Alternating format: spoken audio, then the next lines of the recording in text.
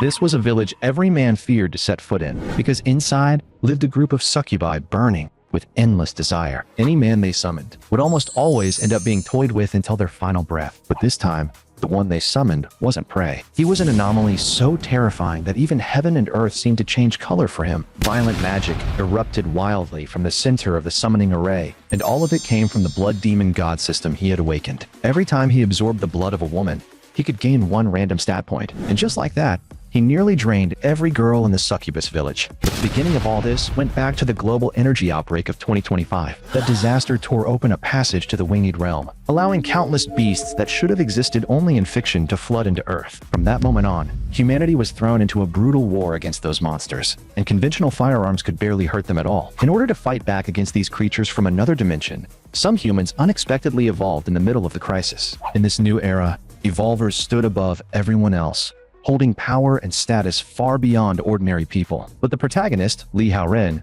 was nothing more than an utterly ordinary man. Worse still, because of the fallout from the beast invasion, he was diagnosed with a strange affliction, an incurable condition that could make him drop dead at any moment. But for the sake of his little sister, and to fulfill his mother's dying wish, he had to keep living no matter what. So he joined a subjugation squad, and their mission was simple: wipe out the monsters nesting nearby and eliminate the threat for good. Li Haoren was the only non-evolver on the entire team, and his main job was to carry the squad's supplies and make sure their resources stayed safe. After every battle, he also had to clean up the battlefield and collect any valuable materials from the beast's corpses. At first, the extermination went smoothly.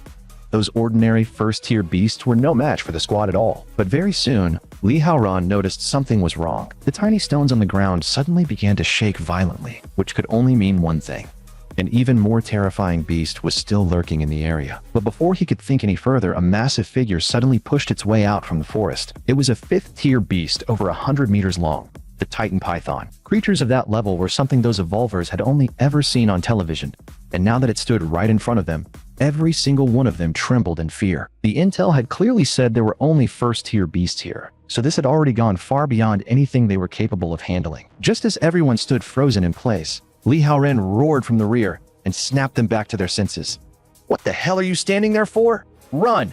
Do you want to die?" Only after hearing that furious shout did the others finally break free from their terror and start sprinting desperately toward the exit. But the problem was that the Titan Python moved far too fast, and with their current strength, getting caught was only a matter of time. Right then, the squad leader, Chen Zijin, walked straight up to Li Haoren, raised his blade, and slashed across his chest, sending blood spraying everywhere. Li Haoren had not even figured out what was happening yet when he heard those words of pure despair.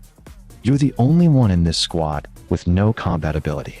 You're the least valuable one here, which makes you the perfect bait. I've read your file. You were diagnosed with that affliction not long ago. You don't have much time left anyway, so you might as well make one last contribution before you die. If you want to blame someone, blame yourself for being too weak."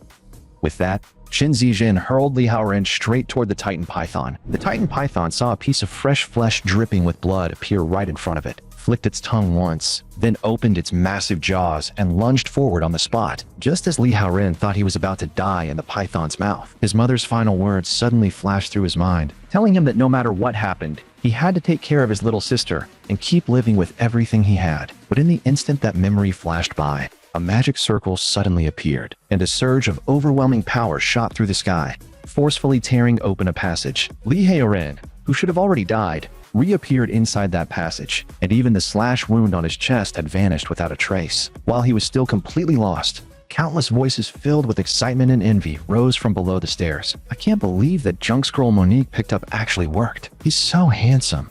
We really hit the jackpot this time. It's been forever since we've seen a man this high quality. My blood's already pumping. This is so exciting. He's even giving off such dense magic.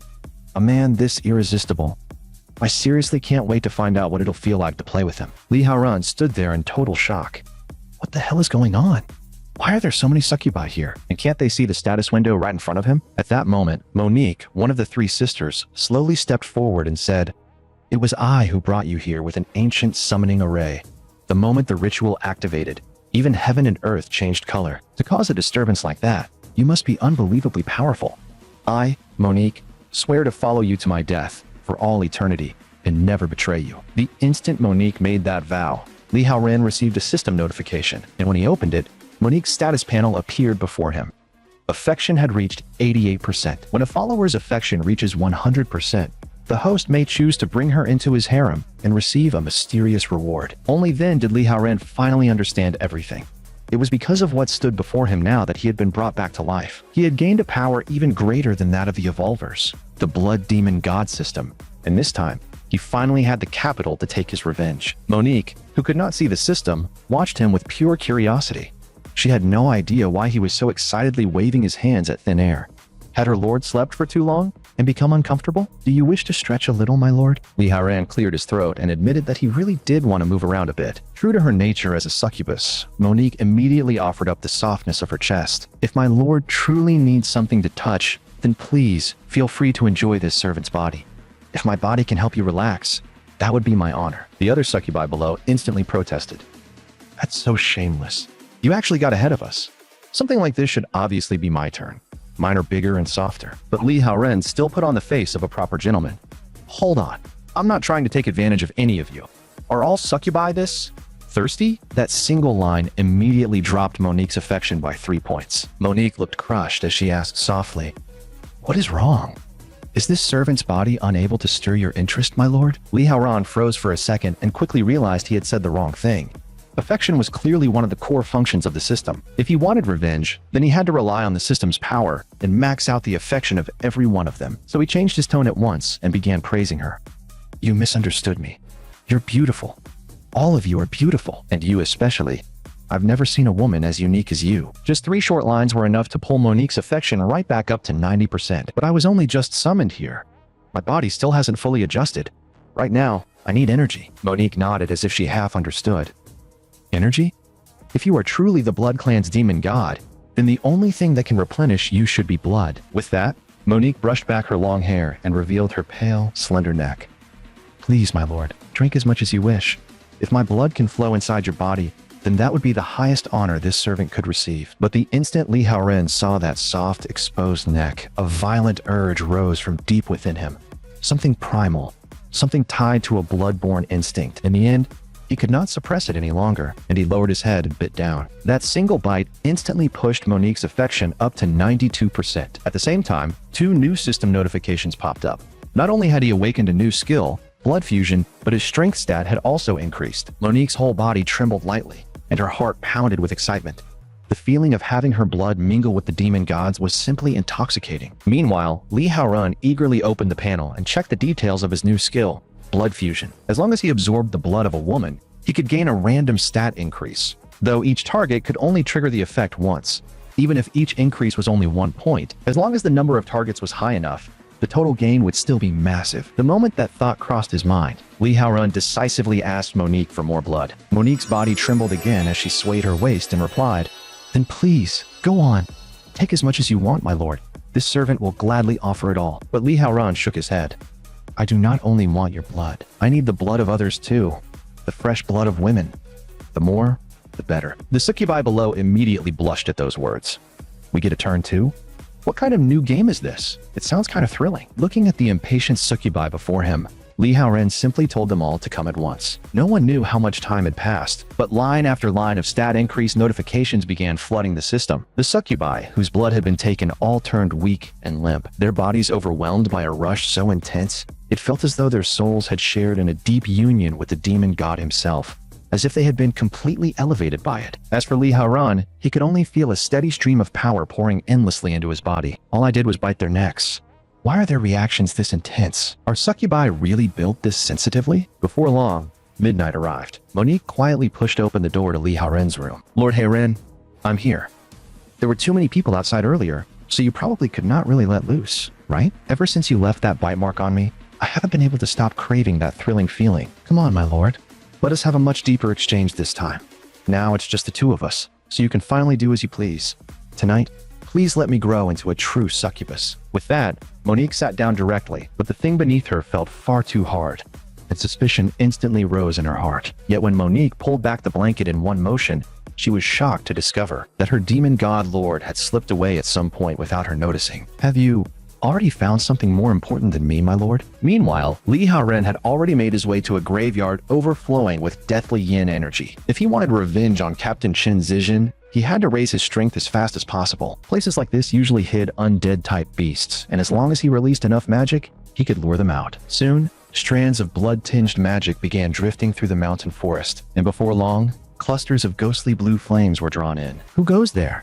Who dares disturb our eternal sleep? Those clumps of blue ghost fire quickly took shape, transforming into the lowest first-tier beasts, the faceless wraiths. The moment they realized the one disturbing their rest was only a vampire, they all rushed forward at once to claim his life. Li Haoren might have only been level 1, but all 5 of his core attributes had already reached 50 points, so dealing with low-tier monsters like these was practically effortless. After killing one faceless wraith after another, the sound of experience gain notifications kept ringing inside his head without pause. It was not long before he unlocked a new skill, Crimson Flicker, which allowed him to perform 2 short-range dashes within 5 seconds. At the same time, Li Haoren had already climbed to level 8, gaining a total of 40 attribute points he could freely distribute. At the moment, strength, vitality, and agility gave him the greatest boost in combat. But since he had just unlocked a mobility-oriented skill, Li Haoren ultimately decided to invest all of those points into strength and vitality. But right then, the system suddenly detected danger. A second-tier beast standing 3 to 4 meters tall, the Slaughterer, had already raised its massive cleaver. Despite its enormous size, its movements were not sluggish in the slightest. Even so,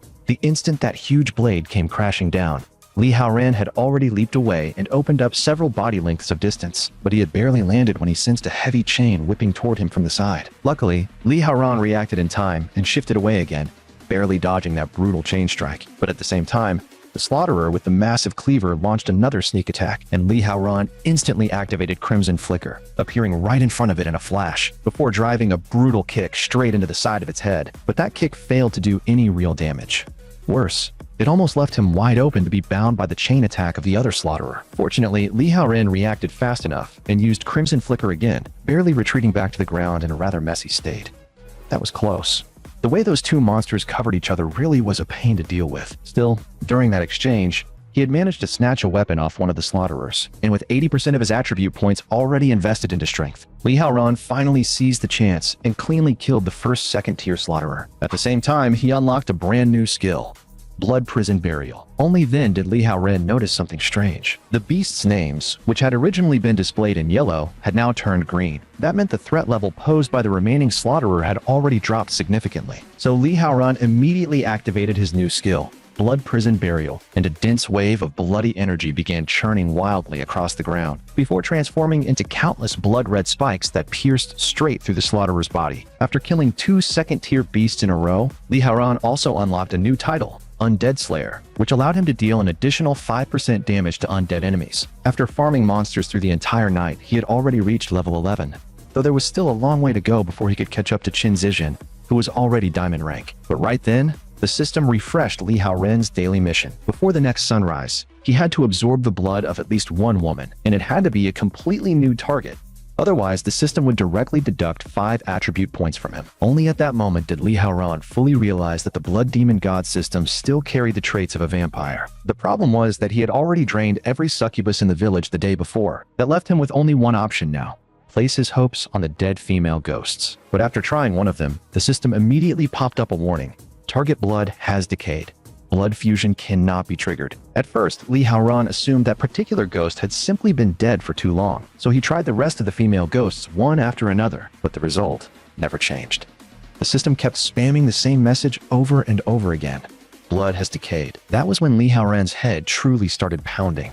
He never should have drained every succubus yesterday. Damn it. He had been way too impatient. Women. He needed women right now. But where the hell was he supposed to find any? Meanwhile, the succubus Monique was lying on Li Haoren's bed, rubbing herself against the sheets in a daze. The lingering scent left behind on the bed made her feel as though she were curled up in her lord's arms. But just then, she suddenly froze, as if she had sensed the call of her demon god lord. Her lord had to need her right now. Meanwhile, on Li Haoren's side, a black Mercedes suddenly drove over. The 2 men inside had sensed that unusual wave of magic and traced it all the way here, believing it to be some incredibly rare beast specimen that could earn them a promotion and a raise if they brought it back to the company. But the man in the passenger seat was clearly worried, since they knew absolutely nothing about that beast. That earned him a look of utter disappointment from the female team leader in the back seat. Acting this timid is completely against our company spirit. Is this really how the group taught you to do things? Relax. I already know how to handle the reporting side of things. As long as I'm here, nothing's going to happen to either of you. After all, we definitely won't be the only ones who sense that strange magic. I have to make the first move before anyone else does. Just like that, the black Mercedes came to a stop right in front of Li Haoren. Li Haoren was a little stunned. Humans? Could there actually be a woman in that car? The exact thing he needed most right now? But the first two people to step out were men. One of them stared at him and said coldly, "That's the target." The magic fluctuation isn't especially strong though. Probably only around second tier. Li Haoren's face instantly fell. So, they were men. And judging from the way they came at him, they were clearly here to hunt him down. But then, Li Suer stepped out of the car as well. She gave Li Haoren a brief glance and said indifferently, "Judging by the way he's dressed, he should be some kind of blood-type beast. Rare, sure, but he's only second tier. Not even worth me making a move myself. You two, hurry up and deal with him. Stuff him in the trunk, and we leave." The moment Li Haoren saw Li Suer, his heart started pounding. A woman. A real woman. But of all people, she had to be a gold-ranked evolver. With his current strength, there was no way he could possibly beat her. The bright red danger indicator above her head was proof enough. Forget her. Even the two subordinates beside her were already more than he could handle easily. He absolutely could not just sit there and wait to die. With that thought, Li Haoren instantly activated Crimson Flicker and disappeared from sight. When he reappeared, he was already right behind Li Suer. He wrapped both arms tightly around her slender waist, and in the chaos, his hands accidentally brushed against a very sensitive part of her body. Li Suer's face instantly burned red, and panic flashed through her mind. He touched there? What do I do? I've never dealt with something like this before. The two men immediately exploded with rage, veins bulging on their foreheads.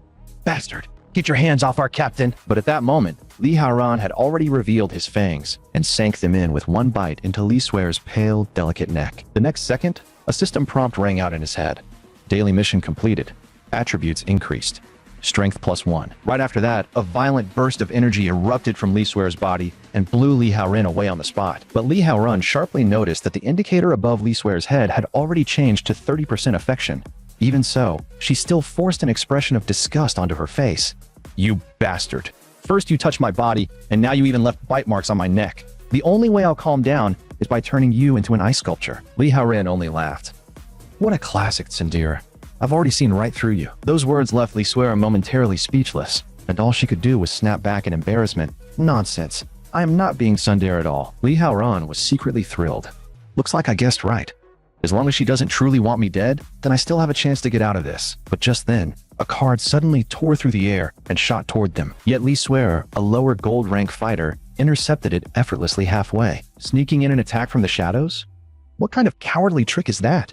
"Get out here already." A tall man and a short man slowly stepped out from the forest. One of them smiled and said, "No need to be so hostile, beautiful.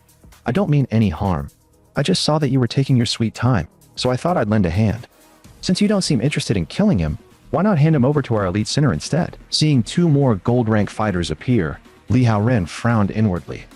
"Why is everyone coming after me?" Fortunately, Li Suer did not give them any face. "So it's people from the elite center. Stop dreaming." This prey was claimed by Red City first. Seeing that, Li Haoren suddenly came up with an idea. "That's right. Only a woman as beautiful, noble, and cold as you is worthy of having me. As for those two, they don't deserve it." That line of praise instantly pushed Li Suer's affection up to 40%. Her voice turned even colder. "In short, Red City is taking him. Anyone who wants to touch him can get past me first." Li Haoren immediately added fuel to the fire from the side. "Amazing. Seriously amazing. Just from your presence alone, those two already lost to you. And your two handsome subordinates look pretty impressive too. Surely they're not going to lose to those two sneaky creeps over there, right?" Seeing that negotiations had completely broken down, the man in the red hat immediately signaled for the green-haired lower gold rank fighter beside him to make a move. The green-haired man acted at once, flinging 3 cards infused with magic straight at the group. But those cards had barely flown any distance before Li Suer blocked every single one of them. She simply lifted one finger and murmured softly, "Blizzard." In the next instant, countless snowflakes roared forth and swept straight toward the two men from the elite center. The weaker green-haired man could not even keep his eyes open under the assault. The red-hatted man only smiled lightly. "Using a blizzard to limit our movement and create a favorable battlefield for yourself. Smart. Very smart. Zhengji, looks like you've run into a pretty strong opponent this time." Li Suer quickly saw through what was happening and was secretly startled. This guy really is not simple. Her icy blood had not even truly reached him before it was already melting away. but judging from the way he talked, he did not seem to have any intention of joining the fight at all. What? Was he looking down on her? With that thought in mind, Li Swear immediately ordered her 2 bronze-rank subordinates not to interfere. All they had to do was keep a close eye on Li Haoren, that vampire. In the next instant, Li Swear leaped straight into the air. Then, with a wave of her hand, she fired a massive ice sculpture shaped like a rose straight at the green-haired man. The green-haired man was both furious and baffled. What kind of joke is this? Who the hell fights with a flower? But the moment his words fell, that enormous frozen rose slammed straight into him head-on, sealing him inside a thick block of ice and leaving him completely unable to move. The red-hatted man beside him let out a long sigh. Zhengzhi, you've really put me in an awkward spot now. How am I supposed to explain this to my dad when we get back? That you got brutally beaten by a woman? Li Swear instantly bristled at that. What? Do you look down on women? You're next. The red-hatted man only sneered. Looks like you still haven't understood the situation you're in. But right as the two of them were clashing verbally, several heart-shaped arrows suddenly shot out from the shadows and struck the 2 bronze-rank men dead on. In the very next second, their bodies turned to stone on the spot, and they completely lost the ability to move. Li Swear and the red-hatted man both froze for a moment, thinking another competitor had entered the field. But when they turned to look, they realized the one who had fired those arrows was actually a 3rd-tier succubus beast. The moment Monique arrived, she threw herself straight into Li Haoren's arms without the slightest hesitation. Lord Haoren, I finally found you. Li Haoren was both shocked and delighted. Monique? How did you even find this place? That's incredible. Monique answered obediently at once. Because this servant could sense your urgent need, my lord. So I rushed here specifically to help you. As long as I can be of use to you, I'm willing to give everything. Hearing that, Li Haoren could not help but sigh in admiration. Having a subordinate like you really is the best. Monique's face immediately lit up with joy. Being able to serve a master like you, my lord, is the greatest honor of my life. That shamelessly intimate exchange instantly made Li Swear tremble with anger. What is this? Why am I shaking? Is it because they're actually flirting right in front of me? No, impossible. I'm not that shallow. It has to be because that succubus turned my men to stone. With that thought, Li Swear immediately shouted furiously at the succubus. You two can stop acting lovey-dovey over there. Restore my people right now. But at that very moment, the red-hatted man stepped in and blocked her path. Don't you think you picked the wrong target? You hit my people, and now you think you can just walk away? It doesn't work like that. The moment he finished speaking, the red-hatted man blasted a palm strike straight at Li Swear. With the power of an upper gold-rank fighter, that one strike sent Li Swear flying dozens of meters away. The sight made Li Haoren's heart tighten. If even lower gold-rank Li Swear could not take a single palm strike from him, then he and Monique stood even less of a chance. At that moment, the system displayed another prompt. Once a follower's affection reaches 100%, a mysterious reward can be unlocked. If he wanted even the slimmest chance of surviving this, then he would have to gamble everything on it. The red-hatted man began walking toward the two of them, one step at a time, and the greed on his face was impossible to hide. He had originally come here only for that rare blood-type beast, but never expected to get a succubus as a bonus. If he brought both of them back, his father would probably look at him in a whole new light. Monique could not stand hearing that any longer, and immediately launched a barrage of red star blades at the red-hatted man. But those blade-like projectiles could not even break through his defense. After just a few quick steps, he had already closed the distance and appeared right in front of Monique. Fortunately, at the critical moment, Li Haoren suddenly appeared, grabbed Monique into his arms, and activated Crimson Flicker at the same time, causing the red-hatted man's attack to miss completely. The red-hatted man's expression instantly changed. He disappeared? How is that possible?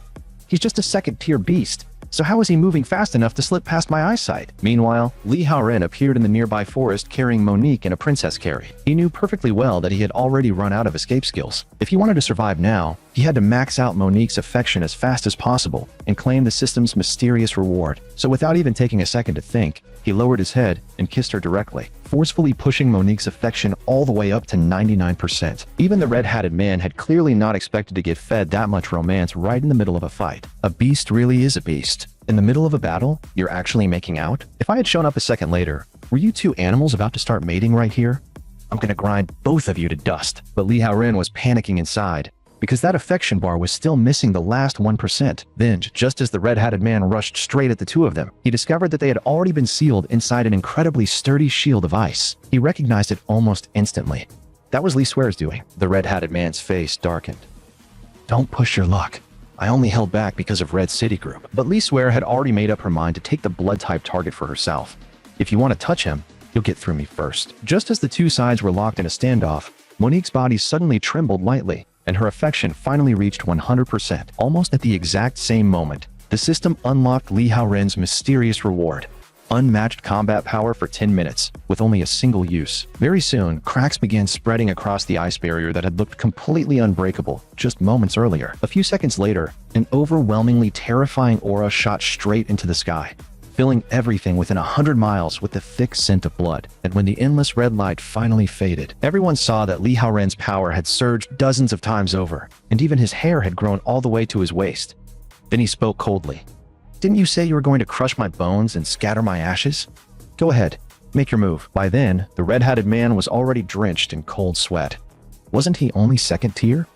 How the hell did his magic suddenly become this terrifying? Seeing that the other man still did not dare to act, Li Haoren slowly raised one hand and directly activated Demon's Hand. In the very next second, an invisible force yanked the red-hatted man over by force. At that moment, the bright red name above the man's head had already turned green. The color that meant no real threat remained. He completely lost his nerve. "Don't kill me. I know I was wrong. Please, spare me." Li Haoren only looked at him with cold indifference. "That's not how you were talking to me a moment ago." Coughing up mouthfuls of blood, the red-hatted man begged in terror. "I failed to recognize greatness when I saw it.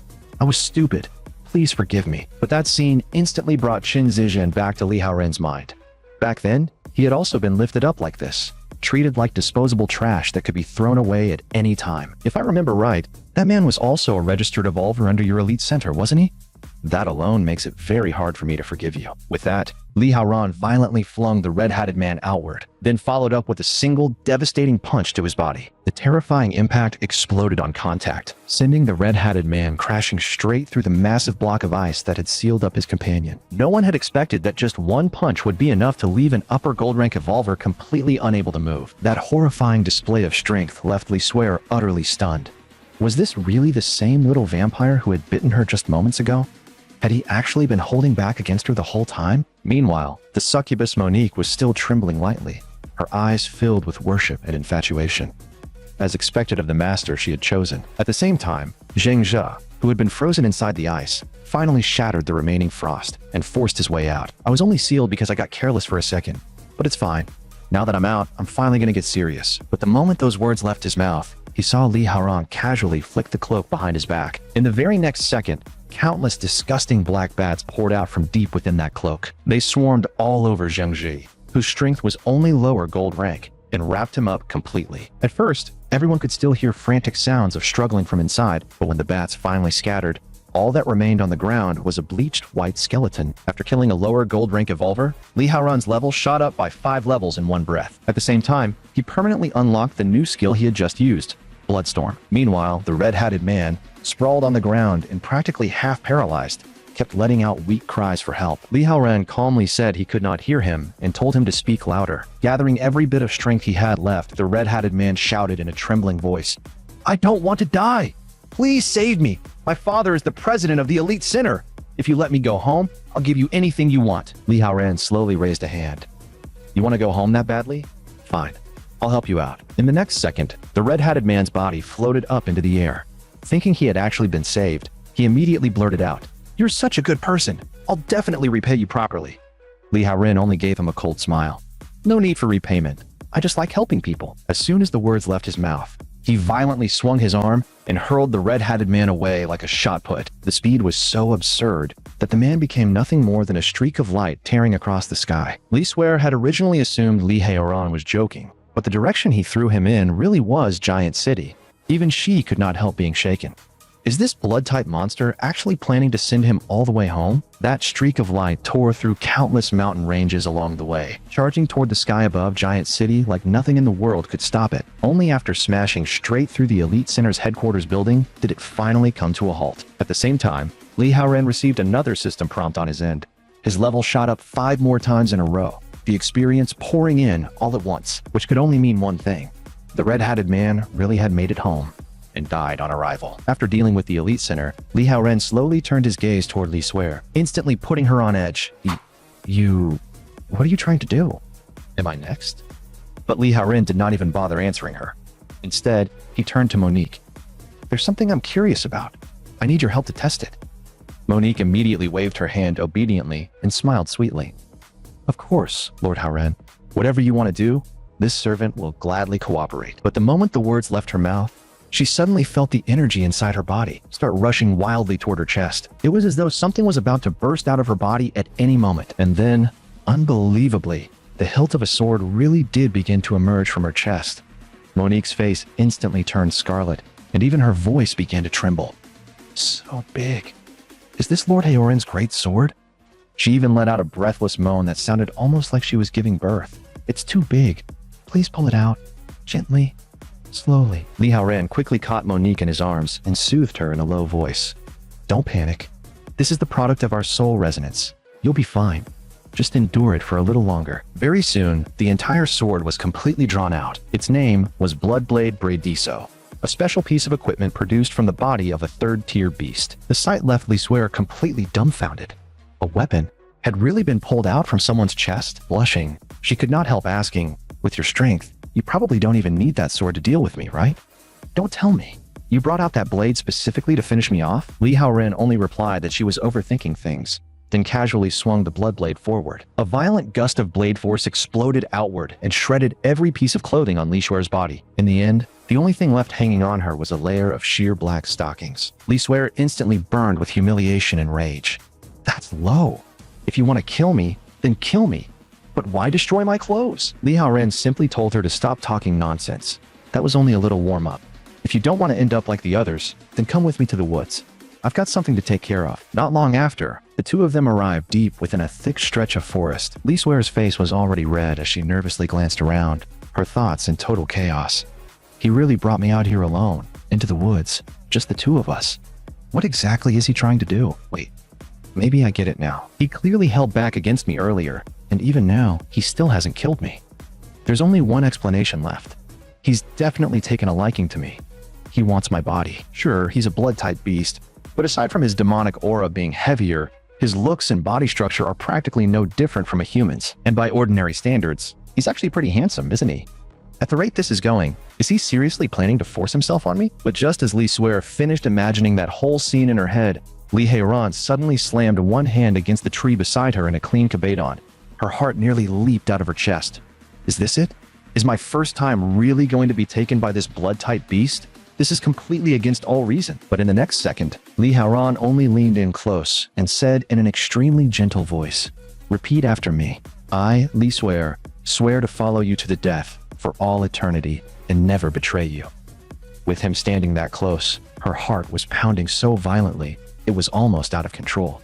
Flustered and embarrassed, she could only ask, what kind of game is this now? Roleplay? Li Haoran did not even bother explaining. He only said coldly, I spared your life, not so you could ask questions.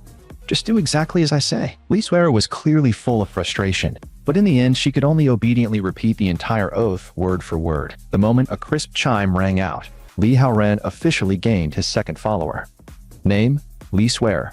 Race, human. Age, 24. Evolution rank, lower gold. After reading the information on the panel, Li Haoran stepped forward again. You did well. I'm satisfied. Lisware's breathing immediately grew uneven. He's too close. Is he about to kiss me? Is my first kiss really about to be taken too? But to her surprise, Li Haoran suddenly stepped back instead and said flatly, That's enough. Your reward ends here. The petrification on your two subordinates should wear off by itself after a while. Yet for some reason, a trace of disappointment rose in Lisware's heart. That's it? Then what about the rest? Li Haoran then warned her seriously. What happened here stays with you. Do not tell anyone about me. Understood? With that, he turned as though preparing to leave. All right. I don't have time to waste on you anymore. But right then, Lisware suddenly called out to stop him. Well, wait! Li Haoran turned back, slightly puzzled. What?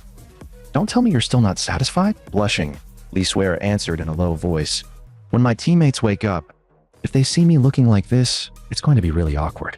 Can you do something about it? But the moment those words left her mouth, a piece of clothing was draped over her shoulders. The warmth and lingering scent left on it instantly stirred an inexplicably intimate feeling inside Lisware, and because of that, her affection jumped all the way to 60%. Before long, night arrived. Li Haoran opened up the system panel and began admiring all the stat points and skills he had gained that day. But just then, The system suddenly presented him with qualification to enter the blood prison arena. The problem was that the arena provided no experience points, and no matter whether he won or lost, any injuries suffered inside would not be healed. From a rational standpoint, the safest choice would obviously have been to wait until his level was higher before taking on that challenge. But the slow, grinding pace of ordinary leveling had already become unbearable for Li Haoran. After thinking it over again and again, he finally chose to open the blood prison arena anyway. Fortune favored the bold, and at this point, he no longer cared about playing it safe. In the next second, he stepped straight into the portal and passed through that warped curtain of light. When he stabilized himself on the other side,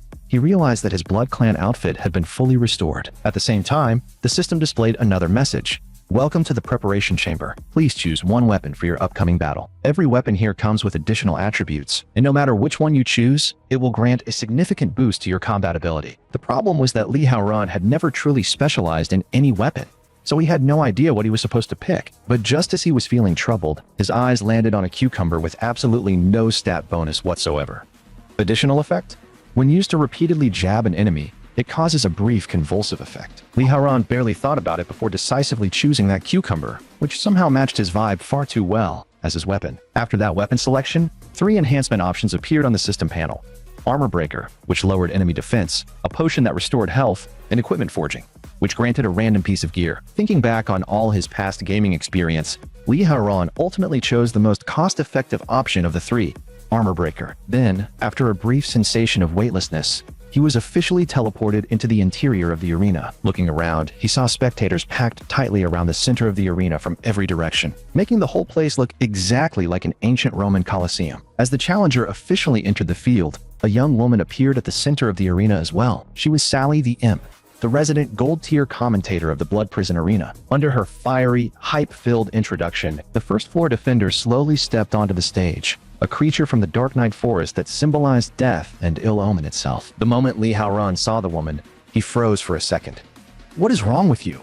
Why are you crying non-stop?" The Banshee of Mourning clasped her hands together and cried out with devout sorrow, "I am the woman who connects to hell, the one who foresees death. Wherever the aura of death gathers, I appear to weep for the one who is about to die. And on you, I see endless death. That is why I cry for you." Li Haoran quickly noticed that there was no color above her head to indicate her threat level.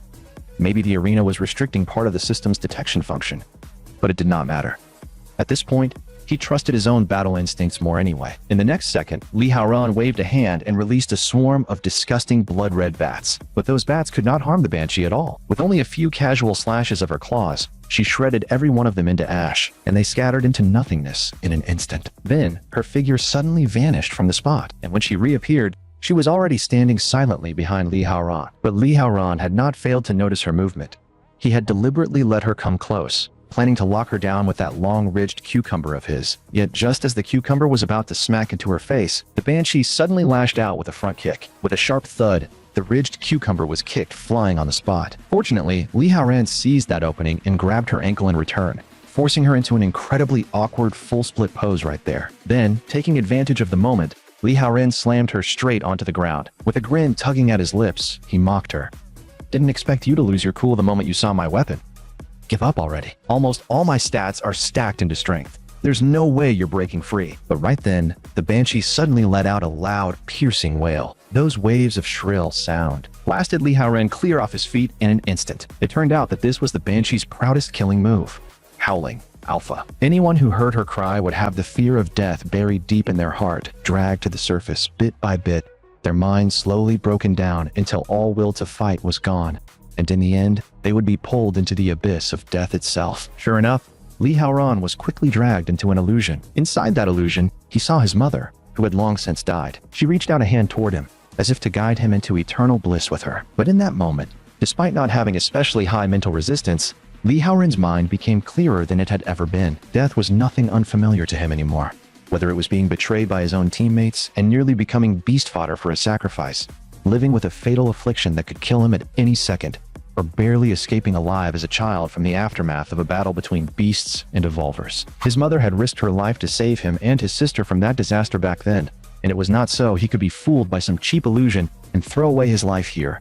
What she wanted was for him to keep living, no matter what. With that realization, Li Haoran forcibly tore himself free from the illusion. Then he bent down and picked up the ridged cucumber once more. At the same time, he activated a new skill, Blood Shadow Art. The outline of his body began to blur little by little, until finally, he vanished completely from where he stood. But the Banshee of Morning let out another piercing howl, turning that cry into a massive wave of energy and unleashing a full area bombardment across the entire arena. Unfortunately for her, Li Haoran had already slipped silently right in front of her and shoved the ridged cucumber straight into her mouth, instantly cutting off her cry. The moment it hit, the Banshee's whole body jerked violently, and Armor Breaker finally took effect as well. In the very next second, Li Haoran yanked the cucumber back out of her mouth, dragging out an absurdly long trail behind it. Then he launched into a high-speed chain of thrusts packed with brutal vibrating force, stabbing nearly every key point across the Banshee's body. The Banshee's face crumpled in utter despair.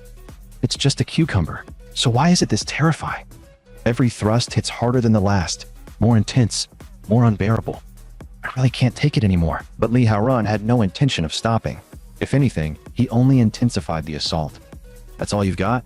My combo's nowhere near finished yet. Under wave after wave of violent strikes, the Banshee's body began convulsing uncontrollably. At the same time, she felt something surging straight through her entire body, leaving her more and more overwhelmed. No, I can't control myself anymore. My body feels so strange. As the paralysis notifications flooded the screen, the Banshee was finally sent crashing straight to the ground, and when the dust slowly cleared, everyone saw that the Banshee's whole body had curled up tightly, kneeling on the ground and trembling non-stop. Even though Li Haoran had already stopped attacking, violent aftershocks still lingered through her body. In the end, she could only beg in a shaking voice, "Please, don't stab me anymore. I surrender. I surrender." Even Sally, the gold-tier commentator, could not help shivering. That's terrifying. Just watching it is enough to make your whole body shake. Li Haoran clicked his tongue impatiently. Hey, she already surrendered. Are you going to announce the result or not? Only then did Sally snap back to her senses. Sorry, I lost my composure. The Banshee of Morning has officially surrendered. The winner of this match is Li Haoran. He earns the right to challenge the second floor. At the same time, 2 new rewards appeared before Li Haoran's eyes once again. Not only had his resistance to abnormal status effects increased, but his unlocked skills had also been upgraded further. Still, since his own condition had not fully recovered yet, Li Haoran chose to temporarily give up on challenging the second floor of the Blood Prison Arena right away. After that, he returned to the Succubus village through the portal, but the moment he left the arena, the system suddenly triggered another new prompt. Hidden skill unlocked. Victor's Contract. Opponents defeated inside the arena will automatically become your followers. Outside the arena, this skill allows the host to summon those followers to assist in battle. After reading the description, even Li Haoran was stunned. If he really managed to clear all 50 floors in the future, wouldn't that basically mean he could summon an entire army whenever he wanted? But just then, 2 soft moans came from inside the room, interrupting his thoughts. The sound seemed strangely familiar, so Li Haoran pushed the door open at once. The moment he stepped inside, he saw the succubus Monique lying on the bed, breathing softly, as if she were intoxicated by the lingering scent left on his bedding. It was the first time Li Haoran had ever seen something like that, and he froze there in complete shock. The instant Monique realized her odd behavior had been caught, she hurriedly tried to explain. "No, it's not what you think, my lord. I came here to bring you clothes. You gave your coat to that human woman, so I stayed up all night making you a new one. It's the exact same size as the last one, and I specifically brought it here for you." Li Haoran walked over and gently patted her on the head. "I was just worrying about where I was supposed to get new clothes, and you already prepared them for me. Looks like I really can't do without you, Monique. I'll treasure this outfit properly. I won't give it away to anyone else again." Those few words alone were enough to make Monique happy for the entire night. Lord Haoran actually said he couldn't do without her. Words like that were practically a direct love confession. Wasn't he basically telling her that he wanted her to stay by his side and serve him for the rest of her life? Just moments ago, a half-orc army suddenly launched an attack on the Succubus village. They not only tied up every succubus in the village, but also planned to loot all the food, gold, and valuables in one sweep. But right then, 3 arrows suddenly shot across the air, instantly turning 3 half-orc laborers who were busy looting into stone statues. The leader spun around and roared, "Who was that? Who dares ambush us? Are you tired of living?" Monique, on the other hand, answered with open disgust. "Running into disgusting trash like you first thing in the morning is enough to ruin anyone's mood. If you don't want to end up as stone too, release my people and get out of this village." The leader only sneered, clearly not taking her seriously at all. "You still haven't figured out the situation, have you? And you think you're in any position to threaten me?" At the same time, the other half-orc laborers raised their hoes and charged forward like madmen. But at the very last second, Countless blood-red spikes burst up from the ground and slaughtered every one of them on the spot. The moment she saw the demon god lord finally make his move, Monique let out a breath of relief. Li Haoren stepped forward and gently reassured her. "It's fine. Leave the rest to me." Seeing that, the half-orc centurion frowned in confusion. "A blood-type creature working together with Succubi? This has nothing to do with you. I'd advise you not to play hero." Li Haoren's gaze instantly turned cold. "Their blood runs through me, and you dare say this has nothing to do with me? You've already crossed the line.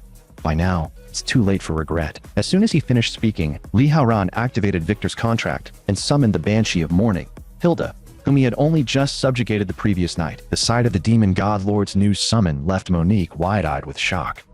Amazing.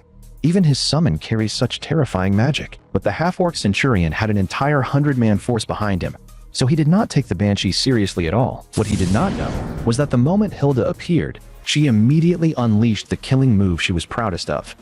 Howling.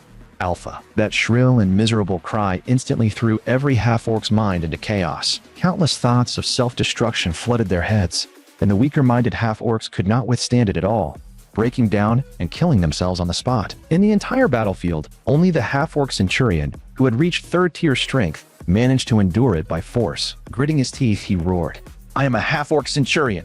I carry the honor of the entire half-orc race on my shoulders." But before the last word had even faded, a sudden kick slammed into him out of nowhere. Li Haoren sneered it coldly. "Murder, arson, and plunder. That's your idea of honor?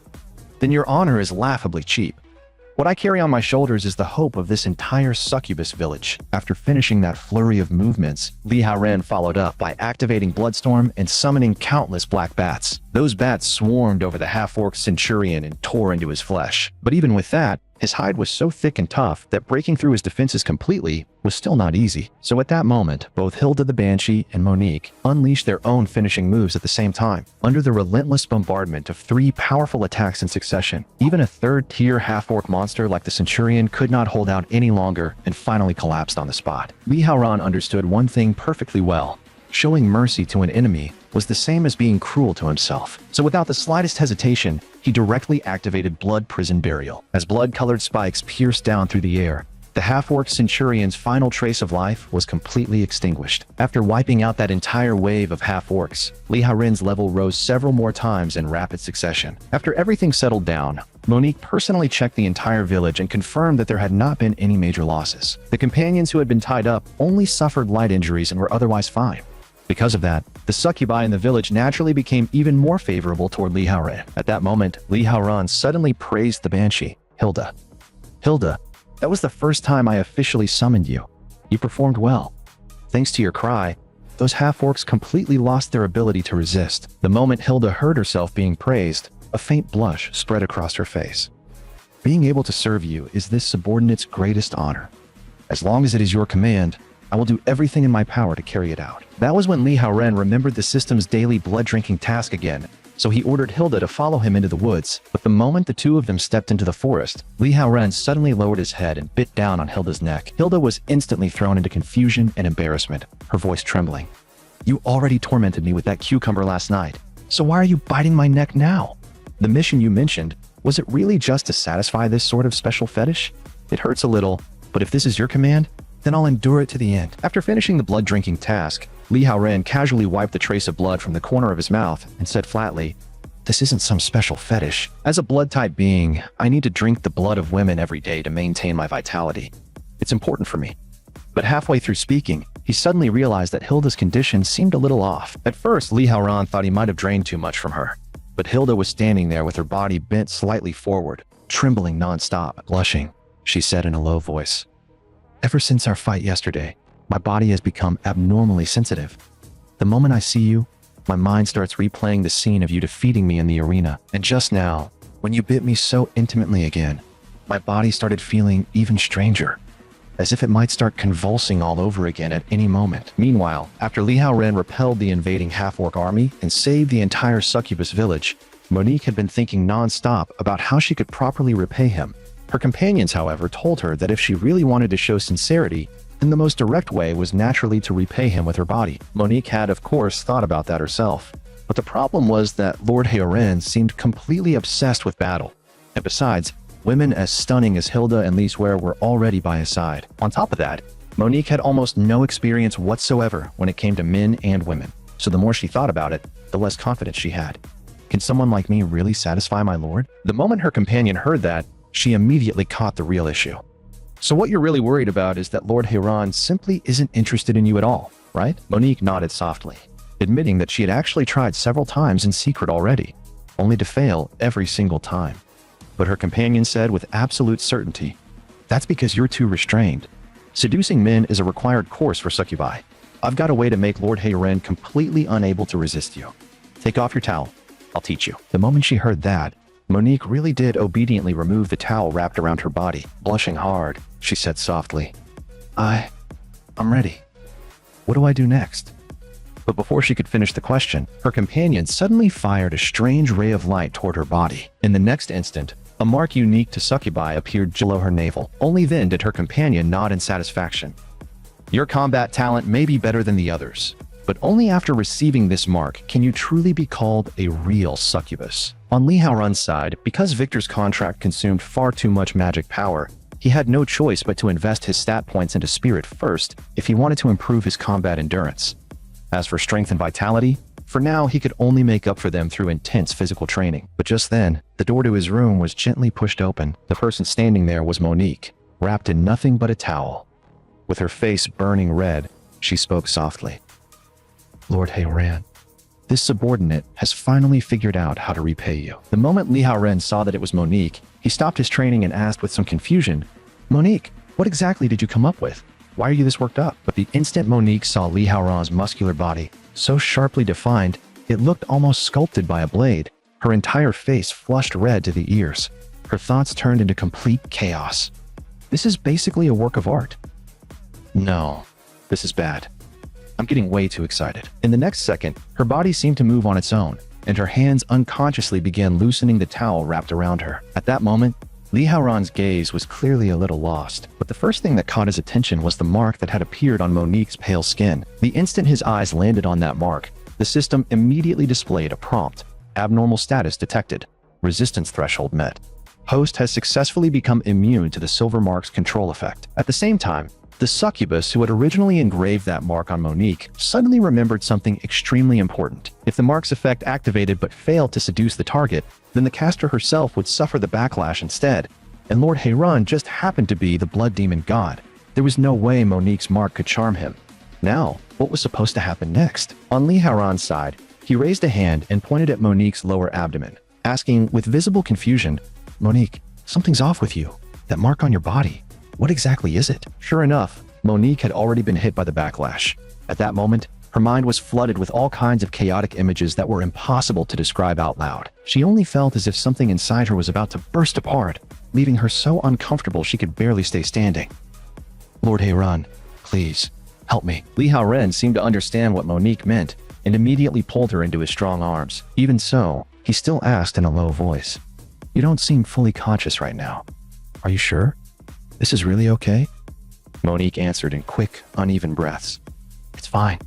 Whatever Lord Heiran wants to do to me, anything is okay." And just like that, the two of them spent a night so intense that even the whole house seemed to sway with them more than once. Before long, morning arrived, and Monique finally began to regain her senses. But the moment she sat up, she realized that an endless stream of magic was overflowing from inside her body, and her strength had clearly gone through an enormous breakthrough. Could it be because she had truly united with her lord last night?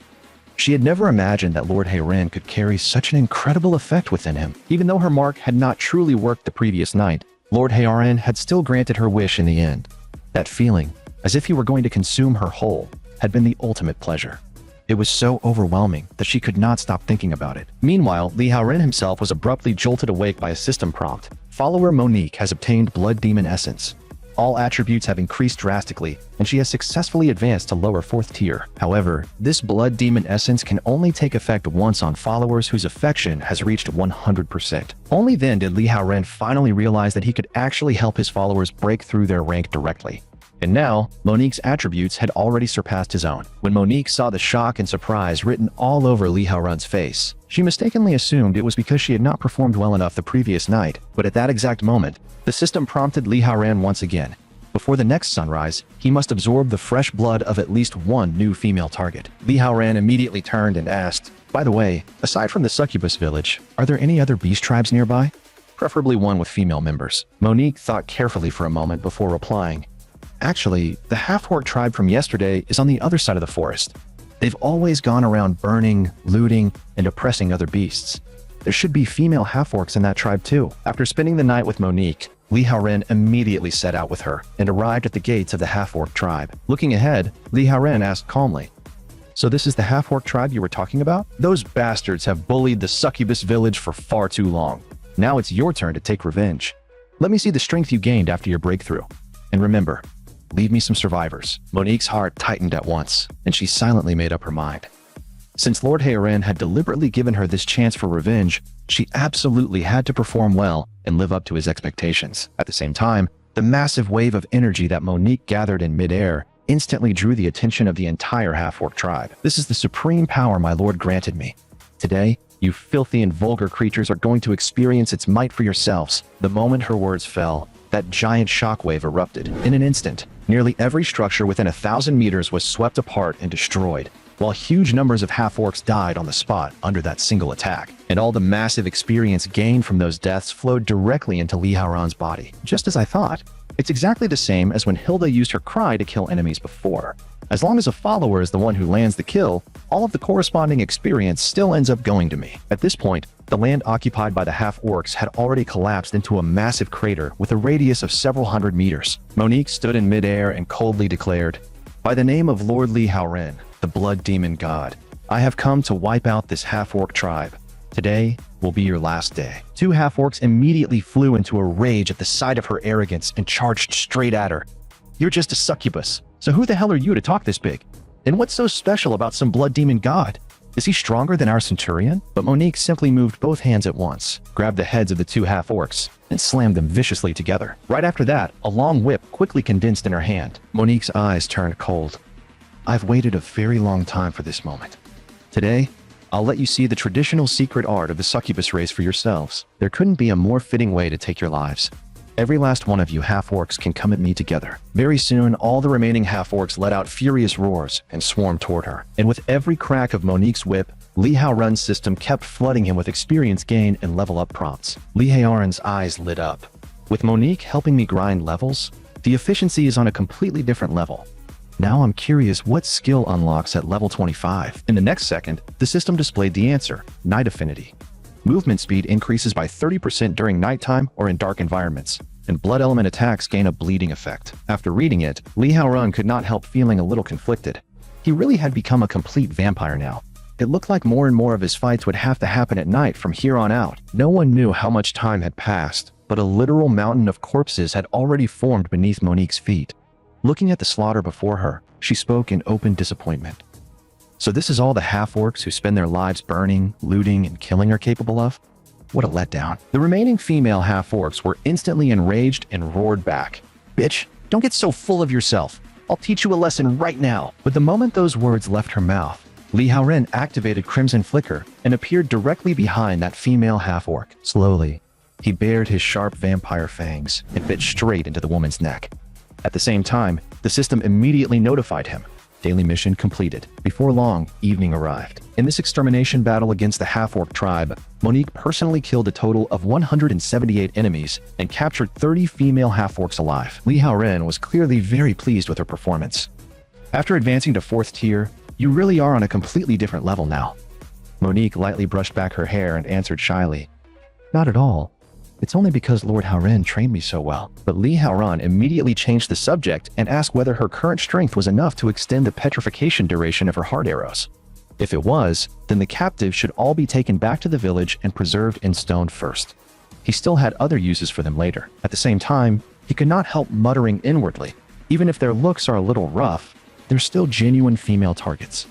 As long as I preserve them properly and take one a day, then my daily blood tasks for an entire month are basically taken care of. Afterward, Monique pulled out a bead from the ruins and respectfully offered it to him.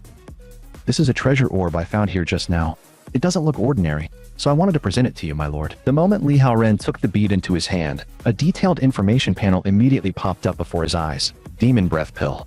After consumption, increases maximum mana and conceals the user's demonic aura, blocking outside detection. As long as he took this, the demonic aura around him would be completely hidden. At that point, he could return to Giant City without being easily detected by evolvers. Li Haoran's gaze darkened. If that's the case, then I should finally be qualified to pay that bastard a proper visit. The next day, when Monique learned that Li Haoran was about to leave, she could not stop herself from asking, "Did I do something wrong? Is there something about me that displeased you, my lord?" Li Haoran shook his head and answered calmly, "You did well. I'm very satisfied. It's just that I still have some personal business I need to deal with myself, so I have to make a trip to Giant City. It shouldn't take more than a few days. While I'm gone, Hilda will be under your command. Don't sit around idle. Use the village as your center point and clear out every beast within 10 li. And if you run into female beasts again, handle them the usual way." After giving all his instructions, Li Haoran waved a hand at them. "That's everything. Go take care of it now." After Li Haoran had walked far enough away, Hilda finally could not hold back any longer and asked, "Monique, why is my lord so set on going to Giant City? Who exactly is still there waiting for him?" Monique only shook her head softly.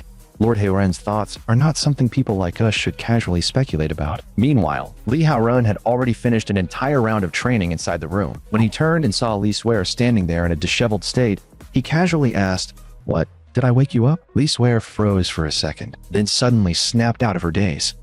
"When did you come in? How did I not sense your presence at all? And how exactly do you know where I live?" Li Haoran stopped what he was doing and explained calmly, "Both Monique and you have sworn loyalty to me. If I can sense where you are, what's so strange about that? Do I need to file a report just to visit my own subordinate? Still, I did come to find you because there's something I need your help with. I need you to look into someone for me. Qin Zijin, an upper diamond ranked evolver from the Elite Center. I want to know what his recent mission schedule looks like." Li Suer agreed without much hesitation. "That's not a problem. I'm a team leader at Red City Group. I still have enough connections for something like that." But just then, Li Haoran seemed to remember something else that had been bothering him. Li Suer told him to go ahead and ask. "Just say it. If I know the answer, I won't hide anything." Unexpectedly, Li Haoran suddenly broke into a wicked grin. "Last night, you were hugging my clothes in your sleep and mumbling my name the whole time. So tell me, what exactly were you dreaming about?" The moment he asked that, Li Suer had no idea how to answer, and her whole face instantly flushed red, because the dream she had last night was clearly about sparks of romance flying between her and Li Haoran. Right then, the sound of an alarm clock suddenly rang out, forcibly yanking Li Suer back to reality. She did not answer his question at all. Instead, she turned and ran for the door. "Crap, I'm gonna be late. I need to get to work. The thing you asked me to investigate, I'll have an answer for you after I get off work." Seeing how strongly she reacted, the corner of Li Haoran's mouth lifted slightly. Looks like that dream of hers last night must have been pretty intense. The scene shifted to the underground parking garage of Red City Group. As Li Suer hurried forward, she kept replaying the whole thing in her mind. That dream last night was way too embarrassing. And of all things, he actually saw me in that state. How am I supposed to face him after this? Is he laughing at me back at home right now? But at that moment, a strange voice suddenly interrupted her thoughts. "Li Suer, Team Leader Li, I have a question I'd like to ask you. A few days ago, there was an abnormal magical eruption in the outer suburbs. You still remember that incident, don't you? My younger brother, Yu Wen, and his partner both went there to investigate. In the end, both of them were killed. My brother's corpse was even thrown straight onto the Elite Center's headquarters building. As far as I know, you and your team also went there to investigate that abnormal magic event. Even Yu Wen, an upper gold-ranked fighter, died there without a clear answer. So why was it that your group alone managed to come back alive and unharmed?" Li Suer was deeply wary of Yu Wu, a legendary ranked powerhouse, but she still forced herself to remain calm. "What exactly are you implying? Are you trying to say I'm the one who got your brother killed?" Wang Meng, standing at the side, had clearly already lost his patience. "Young master, don't waste any more time talking to her.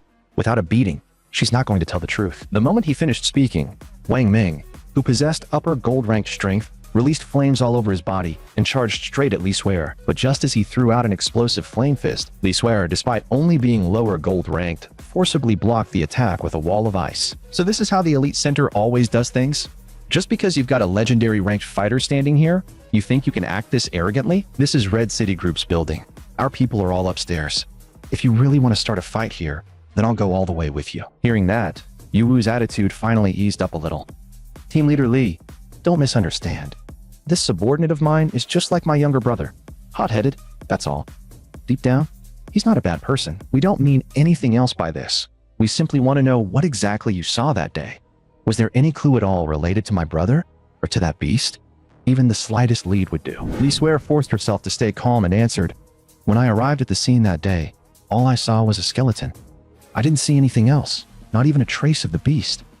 "Are you satisfied now?" Hearing that, Yu Wu revealed a smile full of hidden meaning, then gave Li Swear a small nod and thanked her. Only after they left did Li Swear finally let out a long breath, but the weight in her heart only grew heavier. So the elite center really had set their sights on her. Things were becoming more and more troublesome. For most evolvers, the limit of a lifetime was no higher than upper gold rank. Anyone who could break past gold and reach star diamond rank was already considered a once-in-a-generation genius, and legendary rank stood even above star diamond. It was the level of a true genius among geniuses. Yu Wu looked refined and polite on the surface, but beneath that smile he was full of knives. He was terrifyingly dangerous. I have to warn him as soon as possible. At the same time, Yu Wu suddenly bent over against a pillar and started retching, leaving Wang Men completely flustered. It turned out Yu Wu was only suffering from a sudden obsessive-compulsive episode. "I've been forcing myself to endure it this whole time. Li Swear's hairstyle is uneven on the left and right. It's been driving me crazy. Didn't Li Swear bring 2 teammates with her that day? Drag those 2 in and question them properly. If even the slightest detail in their statements doesn't match, then all 3 of them can go down and keep my brother company." Meanwhile, after Li Swear left for work, Li Haoren remained inside the house, quietly waiting for experience points to keep rolling in. Before he knew it, he had already reached level 27. At the same time, he had gained a brand new title, Battlefield Commander. As long as he equipped that title, all followers would gain a 10% boost to their attributes, making it far better than the previous Undead Slayer title. It was then that Li Swear returned home dragging a suitcase behind her. "I found out everything you asked about. Chen Zizhen will lead an 8-man squad out of the city at 10 o'clock tonight to carry out a mission. Every single member of that squad is diamond rank. The mission details, the squad roster, their skills and techniques, even their home addresses and phone numbers. Everything I could dig up is in here. My abilities are limited, so this is all the intel I could get." Li Haoran stared at the list in astonishment. "This can't be called all I could get. You practically handed me their whole family registry, as expected of you. You really saved me this time." Hearing that, Li Swear instinctively bit her finger, but still answered awkwardly, It's nothing. I was just helping a little. Even if you praise me like that, I'm not going to be happy about it." But the truth was that the affection above her head had already quietly risen to 69%. Li Haoren naturally knew she was being tsundere again. But more than that, he was curious about what was inside the suitcase. Li Swear told him it was all gifts for him.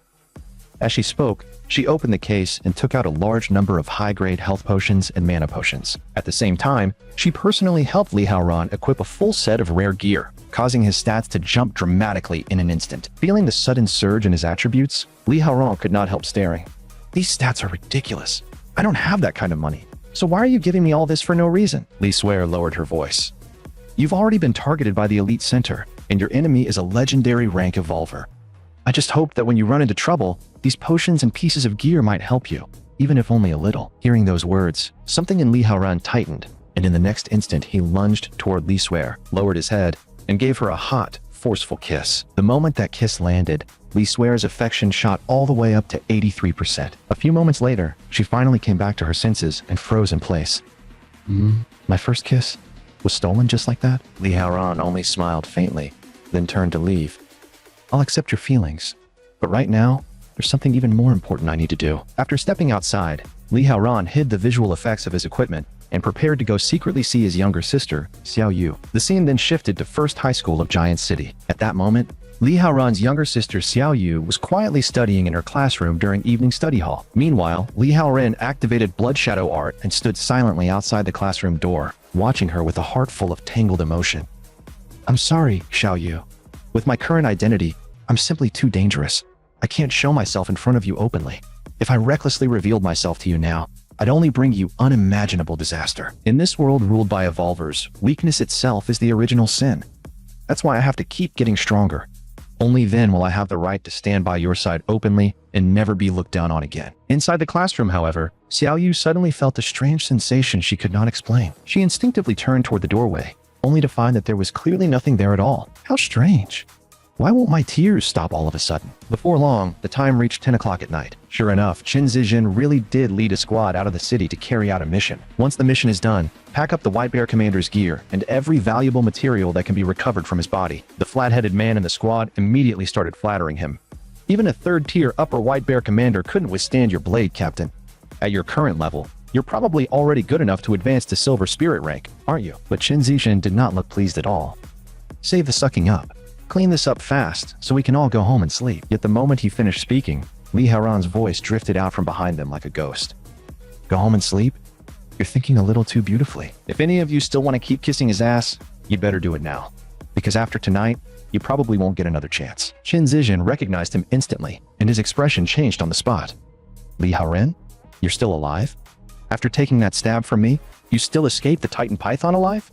How is that even possible? Li Haoran let out a cold snort. There's nothing impossible in this world. Just like I once never believed there could really be someone who'd stab his own teammate without a second thought. I came tonight for one thing only, to make you pay back your blood debt in blood. The flat-headed man burst into laughter the moment he heard that.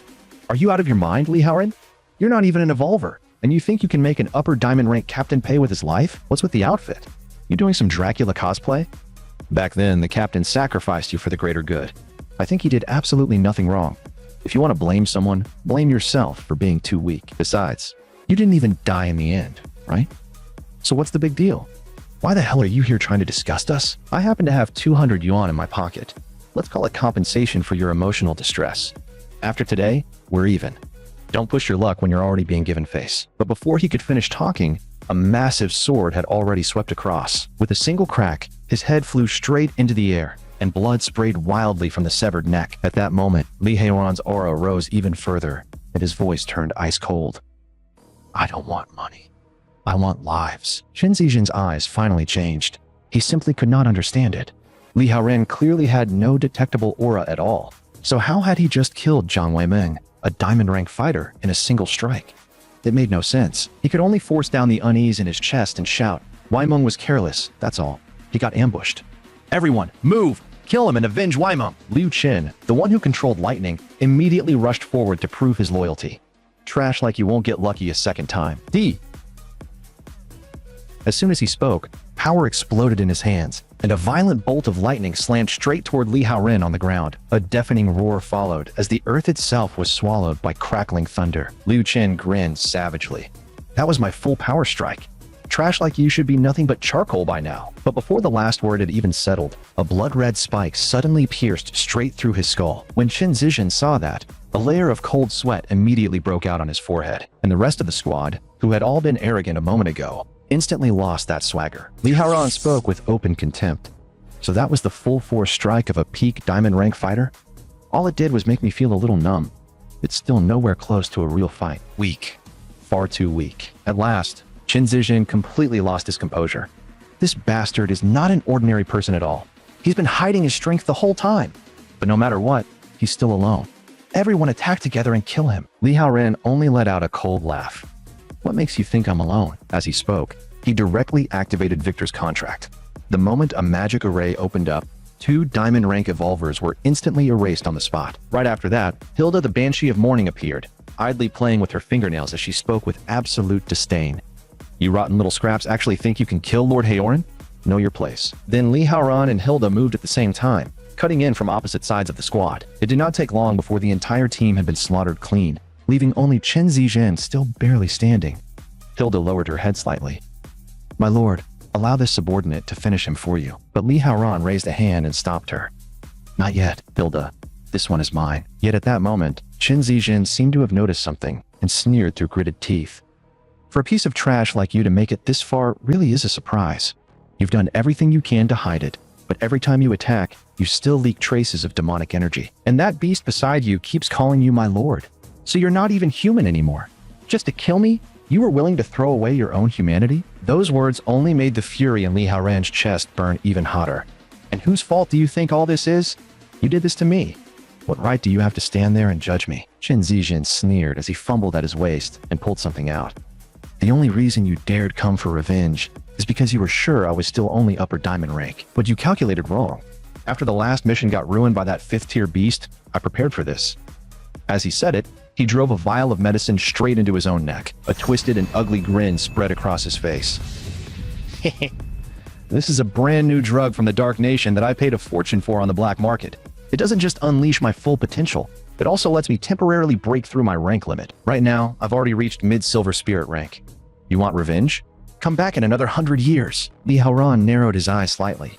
his voice dripping with contempt. So what if you've pushed yourself into the orange tier? It's nighttime now. In this kind of environment, you still don't stand a chance. Chen Zijin clearly had no idea what he meant and only bared his teeth in a vicious grin. What day, what night? You have no idea how strong I am right now. Even an upper silver spirit rank fighter couldn't keep up with my speed anymore. Tonight, you're still going to die by my hand. But with night affinity in full effect, Li Haoren's movement speed had already completely surpassed Chen Zijin's. The dense afterimages alone made a chill crawl down Chen Zijin's spine. Impossible. I already injected the drug. How can even my eyes fail to keep up with his speed? Very soon, Chen Zijin's back was ripped open by another strike from Li Haoren, and under the effect of night affinity, that wound immediately put him into a bleeding state. His maximum health began dropping at a rate of 1.5% per second. Watching from the side, Hilda the Banshee of Morning understood what was happening almost instantly. Lord Heiran clearly had more than enough opportunity to kill with a single blow, yet he deliberately avoided every vital point. He was obviously enjoying the process of breaking his enemy apart piece by piece. By now, Chen Zijin had completely lost his composure and could only keep roaring while frantically searching for Li Haoren in the darkness. Li Haoren, get the hell out here! There's no way I'm losing to trash like you!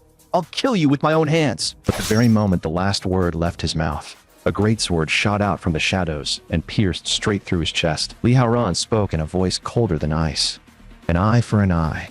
Besides, an old friend of yours is still hungry. As soon as he finished speaking, he ripped the sword back out.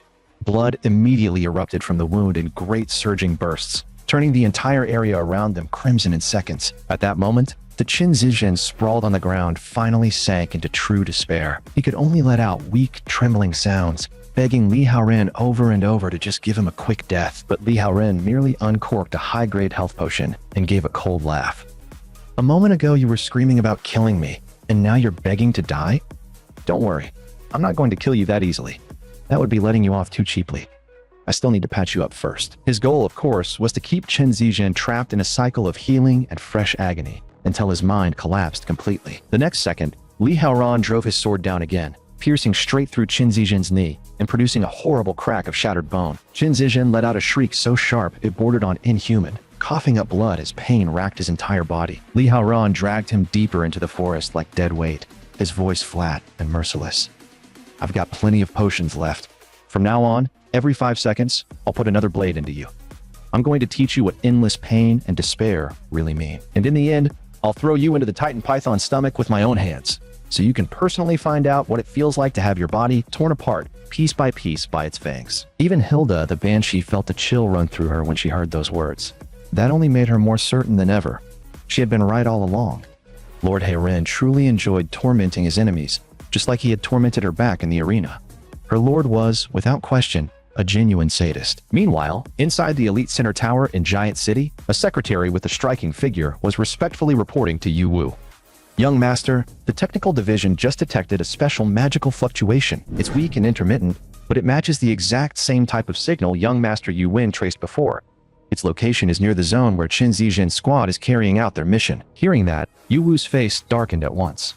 So after hiding for all these days, it finally showed a flaw. On Li Haoren's side, he kept torturing Chen Zijin while dragging him all the way to the area where the Titan Python had once appeared. Then Li Haoren crouched down, grabbed Chen Zijin by the hair, and forced him to look forward.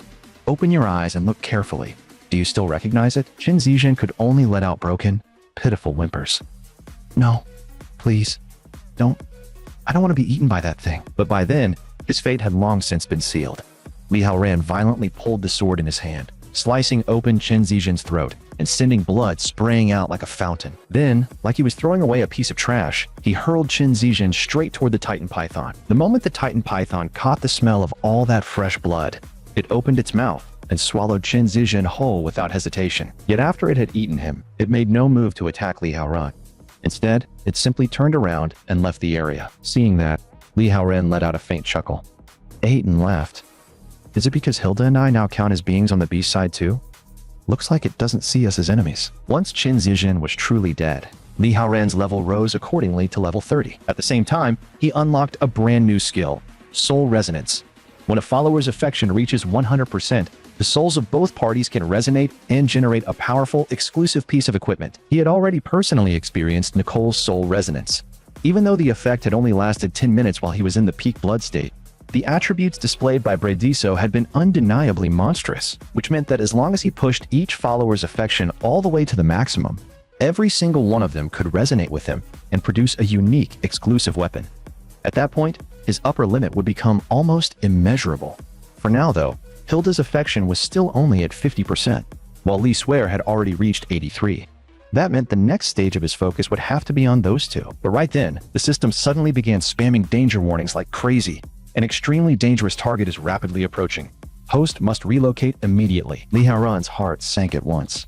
He instantly realized something was very wrong and immediately ordered Hilda the Banshee to cancel her summoning and hide herself. At the same time, Yuwu had already spread a pair of black wings and was flying through the sky at terrifying speed. In less than 3 minutes, he arrived at the very spot where Lee Haoran had been just moments earlier. But after landing, Yuwu found that his target had already vanished without a trace. Just a moment ago, he had still been able to catch a faint thread of aura, and even the bloodstains on the ground ended right here. Yuwu's face darkened as he cursed through clenched teeth. Bastard. Where the hell did you hide? Don't tell me you can actually disappear into thin air. But at that exact moment, the nearby Titan Python also sensed the intrusion of a human and instantly opened its massive jaws as it lunged at Yuwu. Yuwu could not even be bothered to look at it properly. A mere 5th-tier beast dares to bother me? I do not have time to waste on filthy livestock like you. Yet after Yuwu flew several dozen meters away, he suddenly frowned because he realized something about the python's face looked off. On the right side of its head, there was strangely an extra horn growing there. Yuwu's expression immediately filled with disgust. You ugly thing. You dare walk around looking like that and still try to scare people? You're disgusting just to look at. Meanwhile, Lee Haoran had already slipped into the preparation chamber of the system arena. If the system had reacted with such an intense warning, then that man just now had to be the one Lee Swear mentioned, the enemy who had come specifically for him. Even though the demon breath pill could conceal the demonic aura around him once he entered combat, some of that aura would still inevitably leak out. It seemed that until his strength reached a level where no one could challenge him, he still needed to keep himself as restrained and low-key as possible. Still, once someone entered the arena, they had to finish the current match before leaving. Although all the equipment Lee Swear had given him was disabled in here, his current strength at level 30 was more than enough to keep him calm. Maybe it was because his level had risen, but Lee Haoran quickly realized that the weapons available in this preparation chamber had noticeably higher stats than last time. The range of weapon types was still just as absurdly broad, too. Whether he wanted offense or defense, there were countless choices, since he had managed to find something as ridiculous as that ridged long cucumber with special effects last time. Then this round definitely had to have something equally outrageous hidden somewhere too. Sure enough, after searching carefully for a while, Lee Haoran really did find a heart-shaped punishment whip. Its additional effect was written with brutal honesty.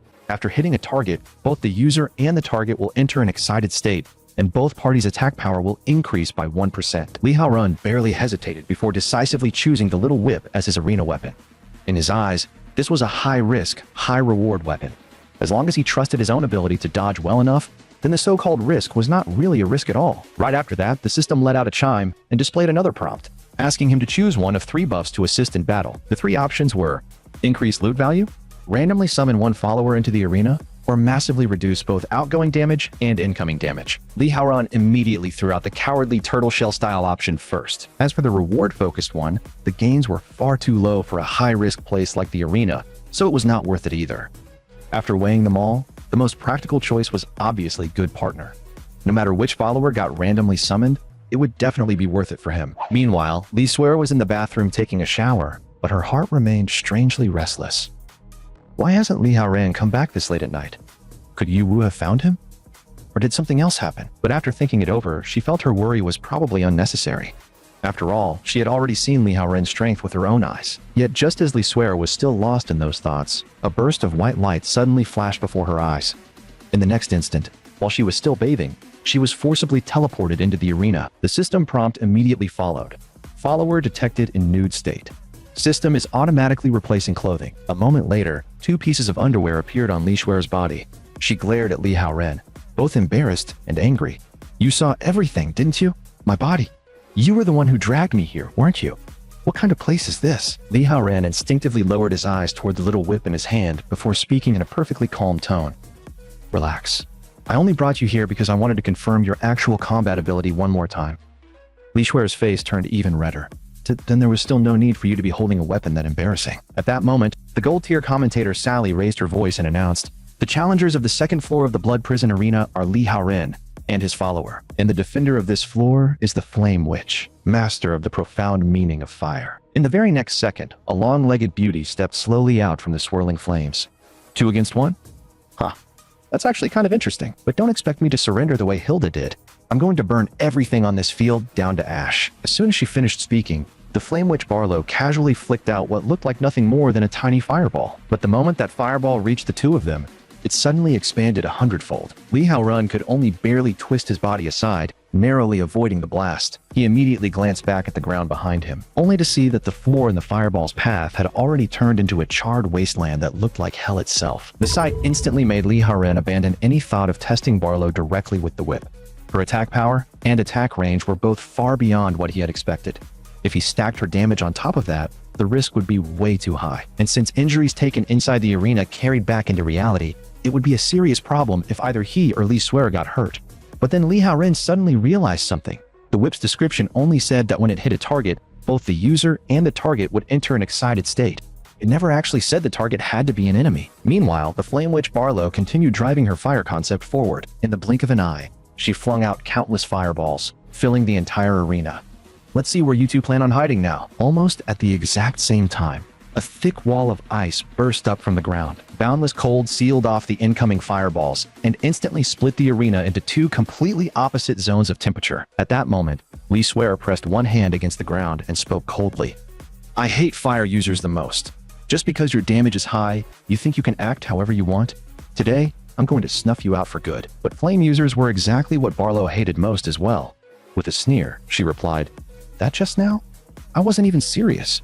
From here on out, I'm going all in. Li Suer only let out a cold snort, then come. But just as she was about to straighten up, something suddenly lashed across her rear out of nowhere. The hit was sharp enough to make her let out a muffled gasp on the spot, and at the exact same moment, the whip's effect activated.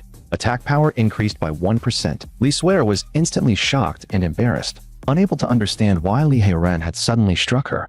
But Li Haoren did not explain much at all. He only said in a low, rapid voice, Change of plan. Just endure it. This position is perfect right now. And before she could react, he landed several more quick strikes across her rear. Li Suer could only feel a strange surge of stimulation rising through her body, while her attack power continued climbing higher and higher. Even Sally, the commentator, looked completely baffled.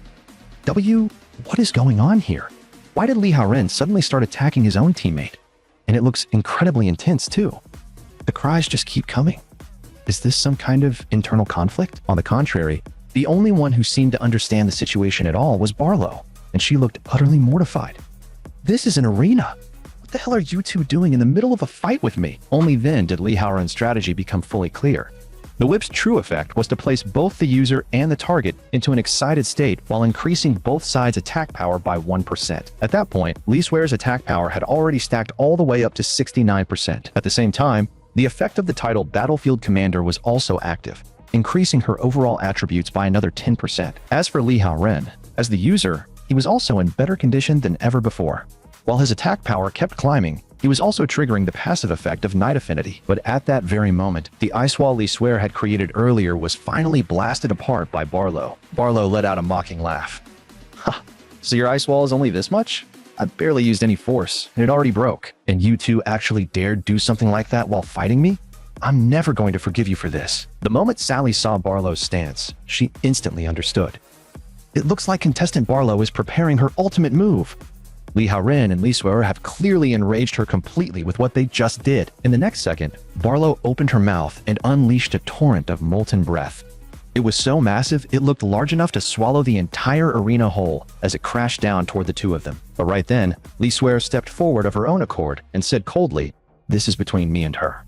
Leave her to me. Frost erupted from both her hands. An endless cold condensed in front of her, forming a massive glacier. The instant the molten breath touched the glacier's surface, a sharp, cracking sound rang out as the entire attack was frozen into a gigantic column of ice. At that moment, Barlow froze in total disbelief.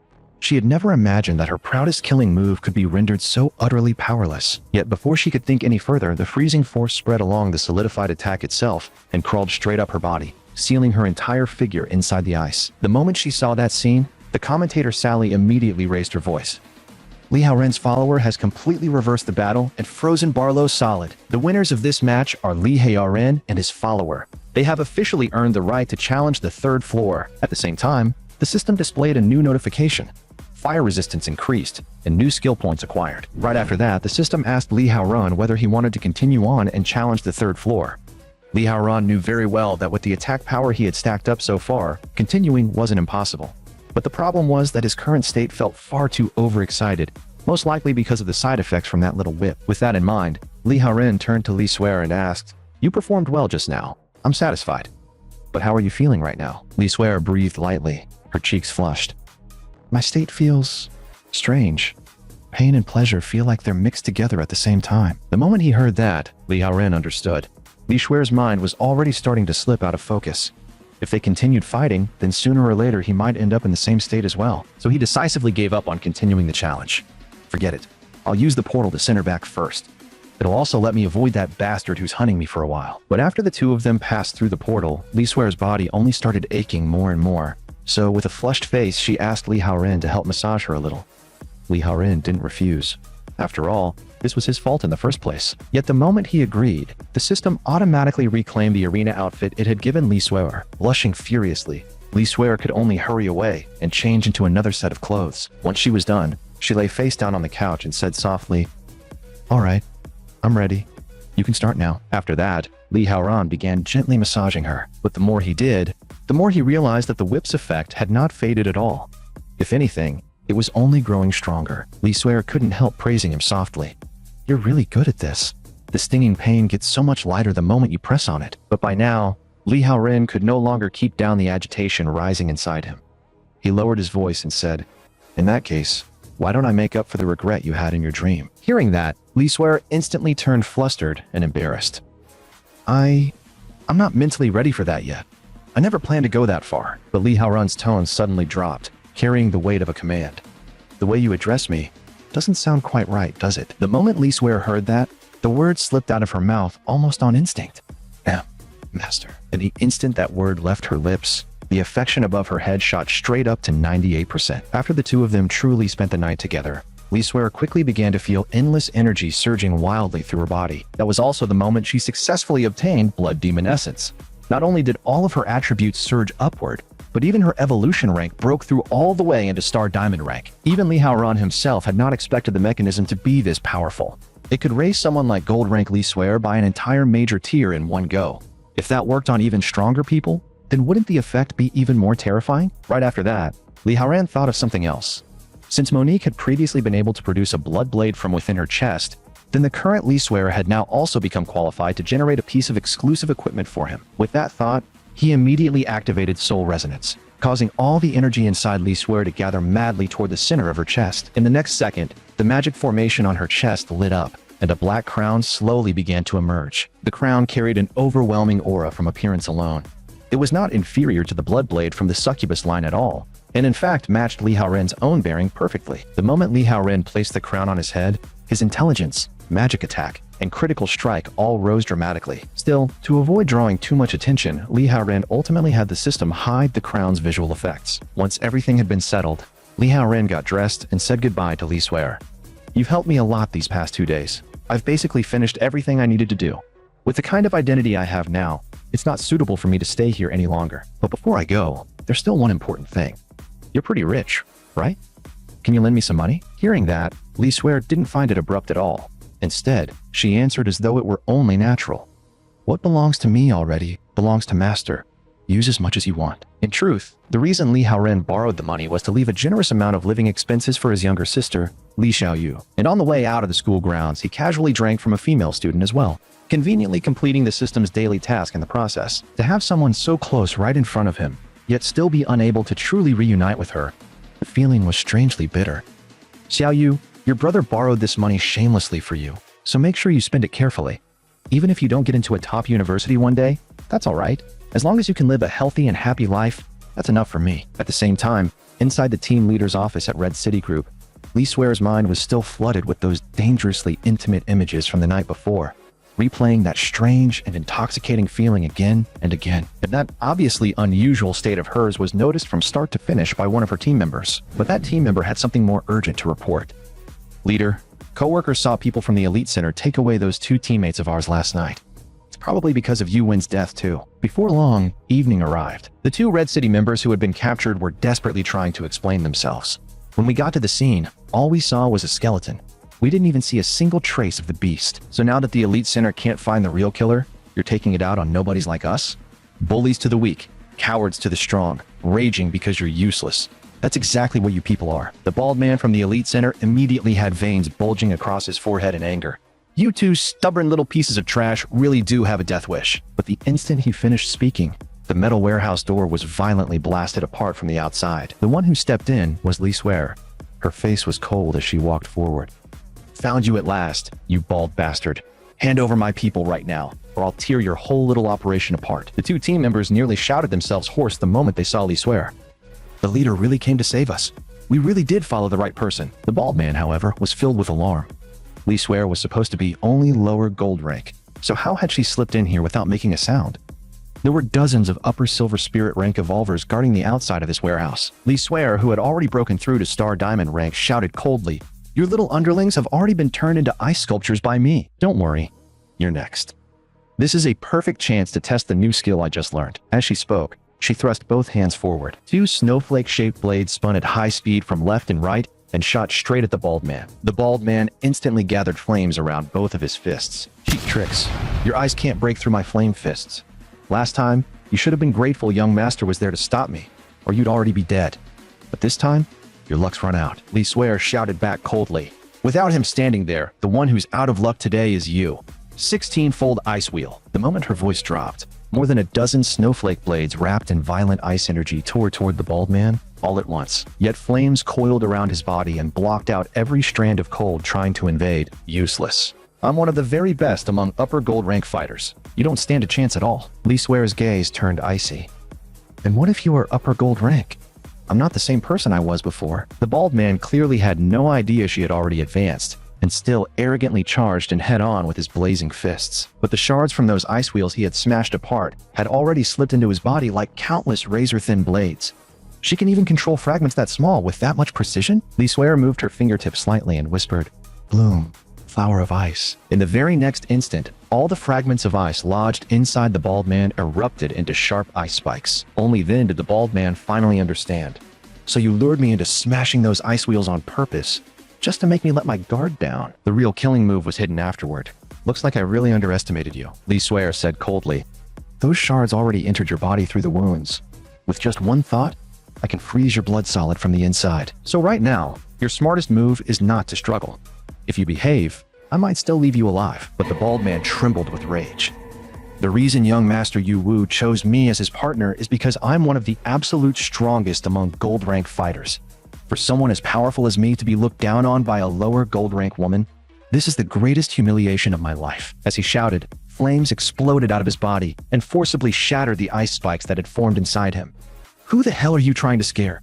Even if I've got ice inside me, I can still melt it all away. In the next second, his figure vanished from where he stood and leaped high into the air. At the same time, a huge phantom of a flaming fist rapidly condensed above him. Lee Swear only let out a long sigh, and there was even a hint of pity in her voice.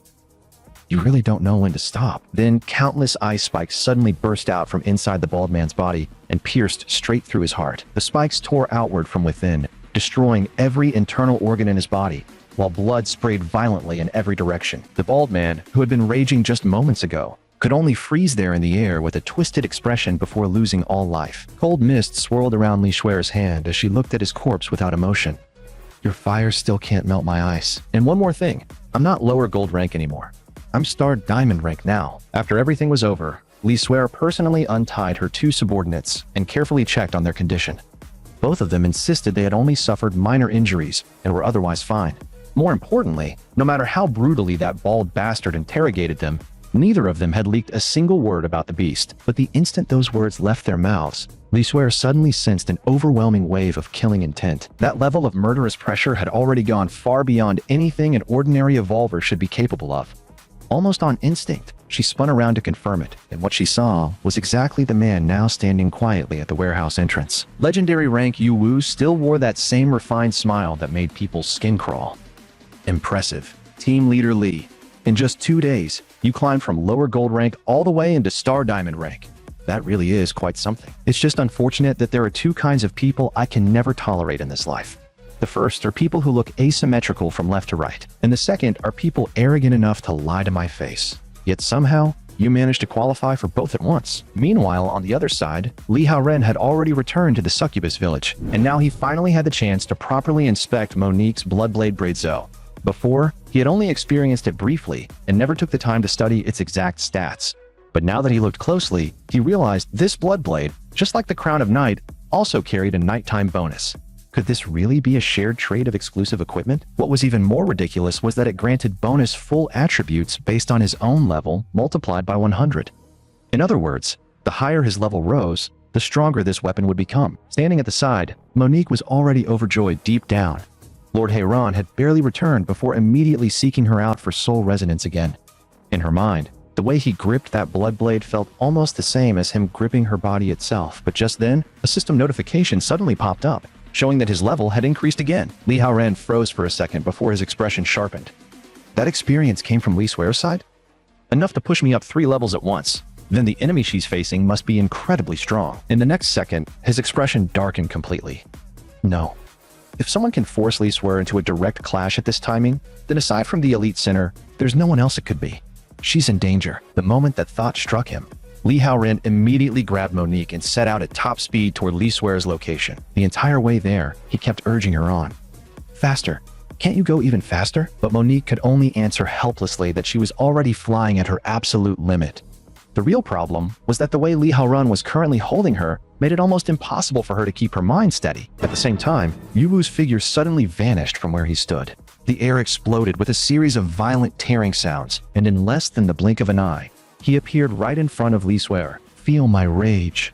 The moment Yuwu drove out that fully charged punch, half the warehouse wall was blown apart on the spot, and the explosion thundered throughout the entire forest. The terrifying shockwave hurled everyone inside the warehouse dozens of meters away. Even Li Suer, now already at Star Diamond rank, was dragged backward across the ground, carving a deep trench as she went.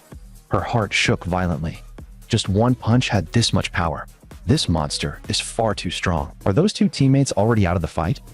Damn it. I have to go all out now. Otherwise, I won't have even the slightest chance. With that thought, Li Suer fully unleashed her power, and with a wave of her hand, summoned an entire 1,000-fold ice wheel into the sky. Yet, even facing that overwhelming level of control, Yuwu's expression did not shift in the slightest.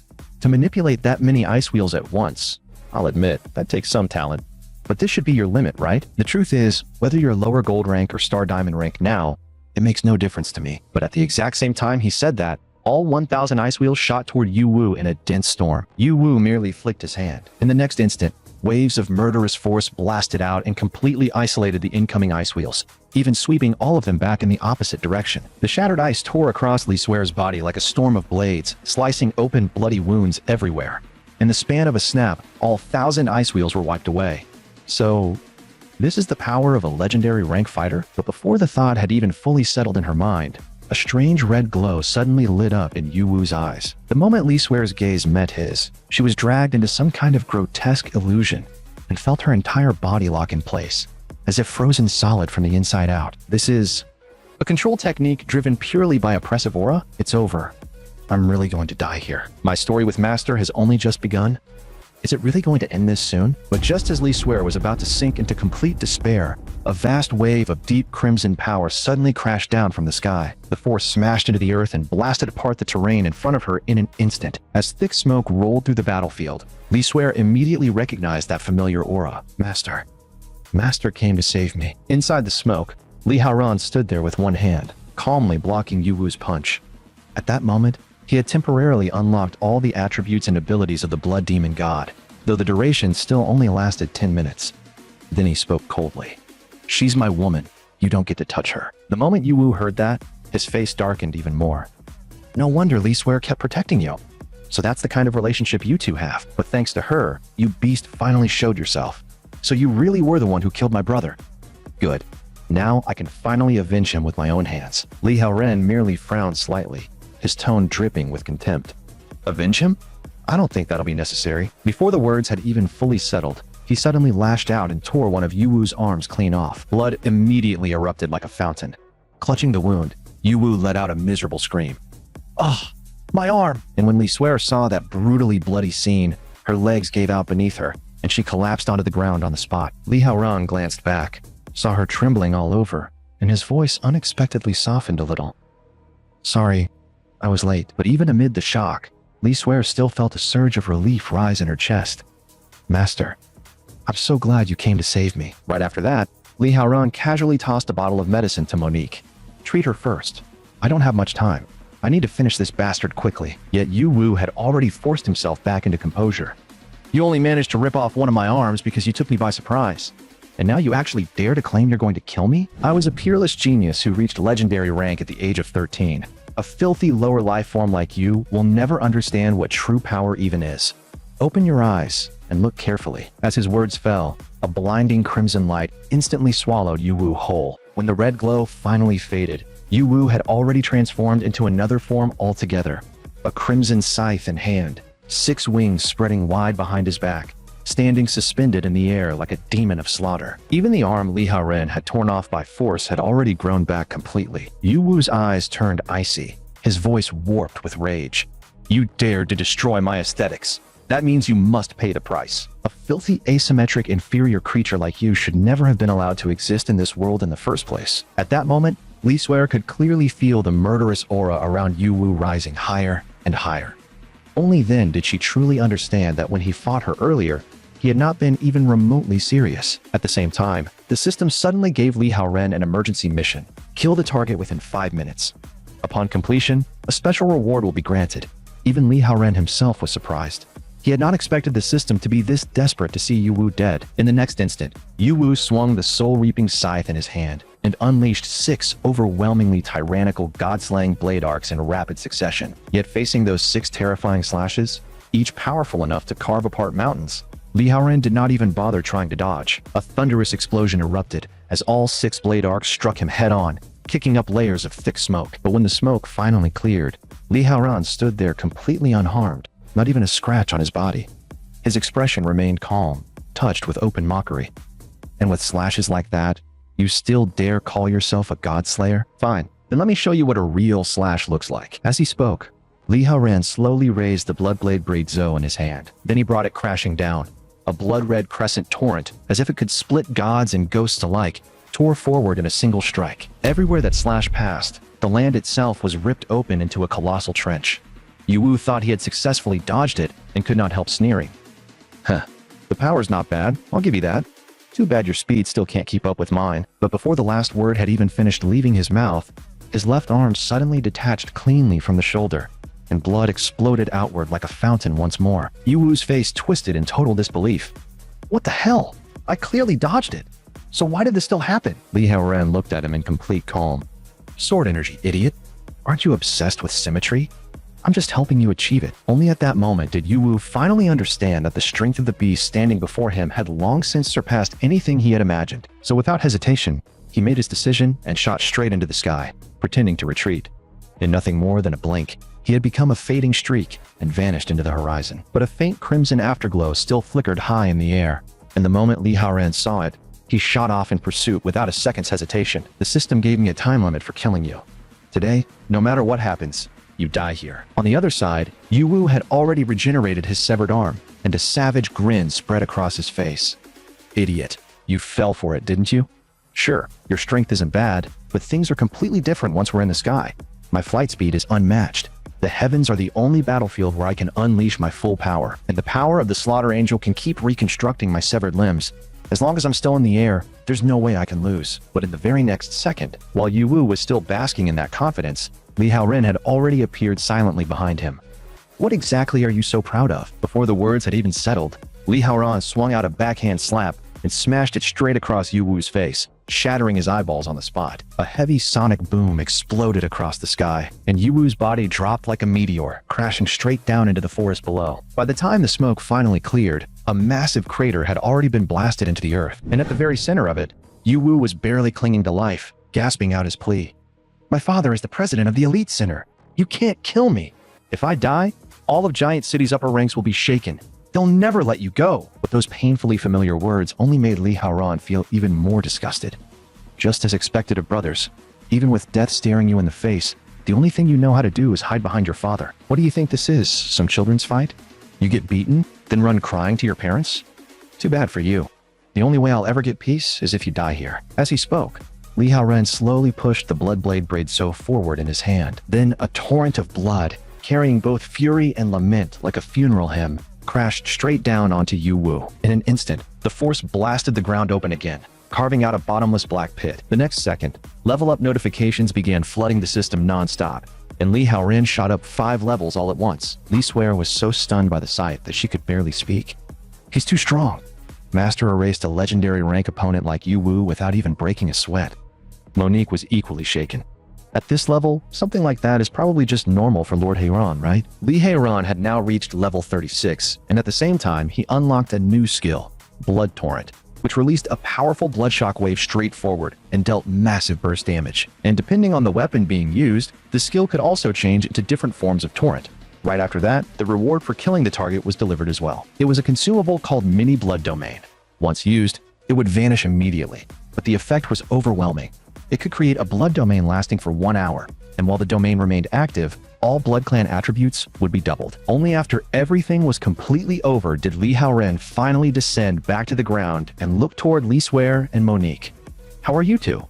You alright? Li Suer had just been about to thank him for the life-restoring potion he had brought, but Monique beat her to it and threw herself straight into Li Haoran's arms. Don't worry, my lord. Suer and I are both perfectly fine. As long as Lord Haoran is here, nothing can happen to us. Li Haoran then turned his eyes toward Li Suer and said seriously, at this point, even if you go back to Giant City, the Elite Center is still going to keep targeting you. Rather than that, you should just come with me. But Li Suer shook her head almost without hesitation. Even though I want to stay by Master's side, this still isn't the right time. The death of a legendary rank figure like Yu Wu is bound to shake the whole of Giant City. The upper ranks will absolutely start taking direct action against you. And if I leave with you now, Red City Group might also start seeing you as an enemy. But if I stay behind, I can still help gather intelligence for you. Right now, the only organization that truly sees you as a mortal enemy is the Elite Center. I don't want to create more enemies for you just because of my own selfish wishes. Li Haoran clearly had not expected that even now, Li Suer was still thinking first about him. After a moment of silence, he finally nodded. If that's your decision, then be careful. If you run into danger, come find me immediately. I'll protect you. At the same time, the scene shifted to a private sanatorium in B City. Yu Tiangsheng, the president of the Elite Center, sat by a hospital bed coughing violently. The tissue in his hand was already soaked with the blood he had just coughed up. Yu Tiangsheng's face darkened, and his eyes were filled with irritation. Has it really worsened to this extent? If I keep lying around in this damned sanatorium, my body's going to be ruined beyond saving. And why is my heartbeat getting faster and faster? This feeling is all wrong. I need to get back to the Elite Center immediately. It didn't take long for news of Yu Wu's death to spread across all of Giant City. The moment Yu Tiangsheng returned to the Elite Center and learned that his son was dead, he was devastated. To avenge him, Yu Tiangsheng directly used the Evolver Association's influence to summon the most powerful Evolver groups in Giant City and called for a special meeting. The first to speak was Zhao Yifei, a supreme rank Evolver from the Association branch. By now, everyone here should have heard what's been happening around the Elite Center lately. Several high-level Evolvers have been killed in succession. Even Yu Wen, an upper gold rank fighter, and Yu Wu, a legendary rank powerhouse, both died at the hands of that beast. At present, the prime suspect is the beast that suddenly appeared during the abnormal magic incident not long ago. Everyone seated here is one of the pillars holding Giant City together. Since that's the case, let's hear it. How exactly should we respond? Yu Tiangsheng's veins immediately bulged with rage. Of course, we gather every top Evolver in the city and form an elite hunting team. Even if we have to turn Giant City upside down, we will find that beast and avenge my son. But Bai Lilian of Sinlin Group immediately opposed him. You want us to send our people to avenge your son? President Yu, have you spent so long recovering that you've gone senile? High-level Evolvers are the core assets every corporation relies on to survive. If my people die in this operation, can you take responsibility for that? Because I'm not about to gamble with my subordinates' lives over something like this. At the side, Liu Zhengyi of the Justice Guild immediately cut in. Brother Bai, that's not the way to say it. The greater the ability, the greater the responsibility. Inwardly, Bai Lilian was already cursing him. This muscle-brained idiot really thinks he has the right to call me brother? Liu Zhengyi, however, continued with righteous conviction. If we stand at this height, then protecting Giant City is our duty. I, Liu Jingyi, cannot coexist with evil. This time, our guild will commit everything we have to hunting down that beast." Li Hongping of Red City Group only smiled faintly after hearing that. President Liu's spirit is admirable, but this enemy isn't something you can deal with through passion alone. I personally went to inspect the battlefield where Yu Wu fought that beast, and I couldn't find even a single trace of the beast's blood. Among everyone here, aside from Zhao Yifei, who can honestly claim they could kill someone at Yu Wu's level without taking any damage at all, that beast's strength is unfathomable. At the very least, it has to be 8th tier, maybe even 9th tier or above. And so far, the only people who've died at its hands are from the Elite Center. So is it possible that from beginning to end, it has only been targeting the Elite Center? Those words instantly made Yu Tianxiong explode with anger. What exactly are you implying, you old woman? That subordinate of yours from Red City, Li Swear, showed up at both scenes where my son was killed. Red City is the suspicious one here. Or are you going to tell me that beast has some connection to your side? Seeing the two sides on the verge of erupting into a full argument, Zhao Yifei immediately cut them off. Enough. Stop arguing. I understand all of your positions now. As for this beast, the information we currently have is still far too limited. Acting rashly would be too dangerous. I'll report the situation to the association headquarters immediately and request that 2 additional Supreme rank Evolvers be assigned to support Giant City. Until the reinforcements arrive, nobody is to act on their own. But Yu Tianxiong was clearly furious with that decision. Supreme rank Evolvers are already rare enough, and every one of them is busy. By the time headquarters coordinates their schedules and sends them over, the fastest estimate is still a month. I can't wait that long. If we gather all of Giant City's Evolver forces together, we absolutely have a chance to kill that beast. Why not try? Zhao Yifei merely swept him with a cold glance. President Yu, I've heard your condition isn't exactly light. Perhaps you should head home and focus on recovering. That same night, while Yu Tianxiong was convening Giant City's top Evolvers, Li Haoran was quietly studying the status panels of all his followers. The time left to him was growing shorter.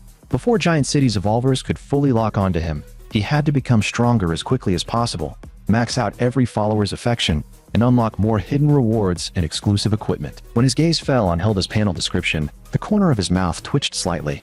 Extremely sensitive special skin. Could that really be because of what he'd done to her with the cucumber before? Still, now that he thought about it, Hilda's reaction was actually pretty interesting. If that was the case, then he might as well start with her. With a single thought from Li Haoran, a stunning woman with a perfectly curved figure was instantly summoned above the array. The moment she appeared, Hilda looked around in confusion. My lord, this place doesn't look like a battlefield. Why have you summoned this subordinate out into the middle of nowhere? To her surprise, Li Haoran simply extended a hand and said with a faint smile, The night is long, and I have no desire to sleep. I'd like to invite you on a walk. Would you honor me? Those words instantly turned Hilda's entire face red. What do you mean? My lord, are you planning to favor me tonight? Li Haoran didn't answer the question directly. He simply reached out and took her hand. Come on, let's go. Hilda's heartbeat immediately sped out of control. Blushing hard, she could only answer in a low voice. This subordinate will follow whatever arrangement Lord Haoran wishes. It was the first time in her life she had ever held hands with a man. The warmth from his palm was slowly, steadily seeping into her body. At the same time, a system prompt appeared. Hilda the Banshee of Morning's affection has risen to 58%. A spark of delight flashed through Li Haoran's heart. Just from holding her hand, her affection had already risen that much. At this rate, he clearly needed to push a little further. So he took Hilda, the Banshee of Morning, by the hand and led her quickly through a dense patch of reeds. Soft stalks and leaves brushed lightly across the curve of her full hips as they moved. At that moment, Hilda finally could not quite hold herself back anymore, and her waist began to sway on instinct. Why are there reeds everywhere? These things are making me so sensitive, my lord. Why did you have to choose a place like this for a walk? Every single stalk feels just like your hands, constantly brushing all over me. And before long, the system began popping up one notification after another, showing Hilda's affections steadily rising. Hilda finally lowered her voice and pleaded, My lord, there are too many reeds here. My body is starting to feel stranger and stranger. If this keeps going, I really won't be able to hold on. Li Haoran had not expected her to be this sensitive. Last time, simply drinking her blood had pushed her so far that her summon was cancelled outright. This time, he would have to do something, or she might vanish again before he finished. With that thought, Li Haoran simply lifted Hilda onto his back. Now the reeds can't touch you. Just stay there and calm down for a bit. But even then, Hilda's body was still trembling faintly. It's true that the reeds can't reach me now, but my body is pressed right against yours. Every time you take a step, Our bodies rub together, and this feels far more intense than the reeds ever did. Not long after, the system chimed again. Hilda's affection has risen to 95%. I'm almost at my limit. If this keeps going, I'm really gonna lose control. Please forgive me, my lord. I may have to withdraw. But Li Haoren had come out this time for one reason only, to push Hilda's affection all the way to 100%. So without hesitating for even a second, he gently laid Hilda down onto the soft grass nearby. Hilda instantly misunderstood and flushed bright red. My heart is already itching so badly, and my body is getting hotter and hotter. I'm afraid I can't keep walking with you much longer, my lord. Yet Li Haoren only answered calmly, there's still one important thing left unfinished, so I can't let you leave just yet. The moment those words came out, Hilda's heart began pounding wildly, and all kinds of chaotic thoughts exploded inside her head. Is my lord finally going to claim me? But they still had not built that deep enough bond yet. Would this not be too fast? If only they could spend more time getting closer first. But if this was what Lord Heiran wanted, then she had no reason at all to refuse. Yet while her mind was running wild, Li Haoren merely lifted her chin gently and spoke in a low voice. You don't have to force yourself to cater to me. Hilda, you were the very first follower I brought out of the arena. You're one of my most important companions. So relax. Didn't I already tell you? I only wanted you to come take a walk with me. After hearing that, Hilda was filled with both disappointment and shame. Disappointment because her lord had not meant what she imagined. Shame because from beginning to end, she had been the only one thinking crookedly. Li Haoren, however, apologized instead. I knew your skin was this sensitive, and I still insisted on bringing you to a place like this. The truth is, I used to live a very hard life. Whenever the pressure became too much, whenever I felt completely exhausted, I used to come to the lakeside by myself, just to look at the scenery. The stillness of the lake always soothed my emotions. As long as I looked at it, my heart would slowly quiet down too, and I'd find the courage to keep going. Hilda clearly had not expected that the mighty blood demon god could also have such a fragile and human side. For her lord to open his heart to her like this, it felt almost like the intimacy shared only between lovers. So in Lord Heiran's heart, she was actually someone that's special. And at that exact moment, Hilda's affection shot straight up to 100%. At the same time, the system unlocked a brand new mysterious reward for Li Haoren, the Crimson Castle. It was an exclusive demon god castle that could float high in the sky, continuously restoring both health and mana, not only to the demon god himself, but to all of his followers as well. It was essentially a private sanctuary and a future base of power all in one. In the long run, it was an incredible reward. But at least for now, what Li Haoren needed most urgently was still immediate combat strength. Right after that, Li Haoren activated Soul Resonance again. A magic circle slowly lit up at the center of Hilda's chest, and from it emerged a necklace. It was Hilda's exclusive equipment, the Spirit Necklace. It greatly increased mental attributes and abnormal status resistance, and it even had a chance to nullify magic attacks outright. Against control-type magic, that resistance chance would be doubled. Li Haoren took the necklace in hand and examined it carefully, a faint flash of surprise crossing his eyes. There was no doubt about it. Against magic-type enemies, this thing would produce effects far beyond expectation. Then, with an almost intimate kind of praise in his voice, Li Haoren added a few more words. This is an exclusive piece of gear born from our soul resonance. Only when you and I are truly in harmony, souls aligned, hearts in sync, can a skill like this be awakened. So this time, I really do owe you my thanks. The moment Hilda heard that, her face flushed bright red all the way to the tips of her ears, and her thoughts instantly spiraled. No wonder her chest had felt like it was buzzing with electricity just now. In that case, didn't that basically mean her soul had just given birth to something for Lord Heiran? Meanwhile, Li Haoren's gaze drifted back toward the still surface of the lake, and his thoughts naturally turned to what came next. From here on, he needed to keep challenging the Blood Domain arena, gather more followers, and then raise all of their affection to the maximum in the shortest time possible. If he could draw peak blood one more time, then he would no longer need to fear the Elite Sinner's pursuit. And even if luck failed him, he could still leave this place and build a domain of his own using the Crimson Castle. But just as Li Haoren was still lost in thought, Hilda suddenly wrapped her arms around him from behind. Li Haoren stiffened slightly, and when he spoke, there was a rare trace of awkwardness in his voice. Hilda, what's wrong? Yet this time, the Banshee of Mourning no longer tried to act reserved. Instead, she gathered her courage and said it plainly. This subordinate never imagined that in your heart, my place would be so special. My lord, you are the fated one I have always been waiting for. You just said it yourself. We are in harmony of soul and in union of heart. Doesn't that mean That the two of us were always meant to be together? And if, on the level of the soul, I've already borne something for you, then shouldn't the body follow as well? Even though her words were still as restrained as she could make them, they were enough to make Li Haoran's heartbeat pick up. He knew then that Hilda had truly fallen completely. The next second, the Banshee of Morning took one slow step after another toward Li Haoran, until finally, her lips touched his. And for the first time she felt the burning and dangerous warmth that lived within the demon god's body. Before long, after the two of them spent a full 2.5 hours together in intimate union, Hilda was left utterly drained, trembling faintly as she lay on the grass. At the same time, the system produced a new prompt. Hilda has successfully obtained Blood Demon Essence. Beast rank has advanced to middle 5th tier. However, this enhancement effect can only take effect once per follower. Hilda kept praising Li Haoran between uneven breaths. Lord Haoran, you are far too amazing. Not only did you give this subordinate the most intense experience of her life, you even pushed me into a higher realm. But the moment she finished saying that, she immediately shrank back again, her face crimson, admitting that she truly could not handle the lingering after effects any longer. Watching her, Li Haoran became more and more convinced that Hilda's hypersensitive constitution was a serious problem. If he couldn't find a way to help her overcome it, then in a real life or death battle, it might become a fatal weakness. Then he glanced up at the moon in the sky and decided it was still early enough. With the night still on his side, he could use the chance to fight another round in the arena. Very soon, Li Haoran once again entered the preparation chamber of the Blood Domain arena through the system. This time, he casually selected a weapon called the Yellow Prison Gourd, which came with the effect of restoring health 3 times. At the same time, he chose the buff called Adventure Journey from among the 3 available support options. This was the most urgent and dangerous period yet. He had to become stronger as quickly as possible. Even if that meant taking on more risk, he still had to choose the option with the highest return. Then, carrying the 3 exclusive pieces of equipment he currently possessed, Li Haoran officially stepped into the arena. The defender of this floor was a stalwart warrior who roamed the open plains, blessed with both speed and defense.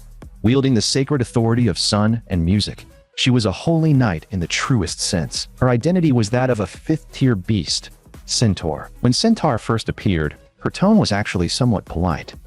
Defeating Flame, Witch Barlow proves that you do have some ability.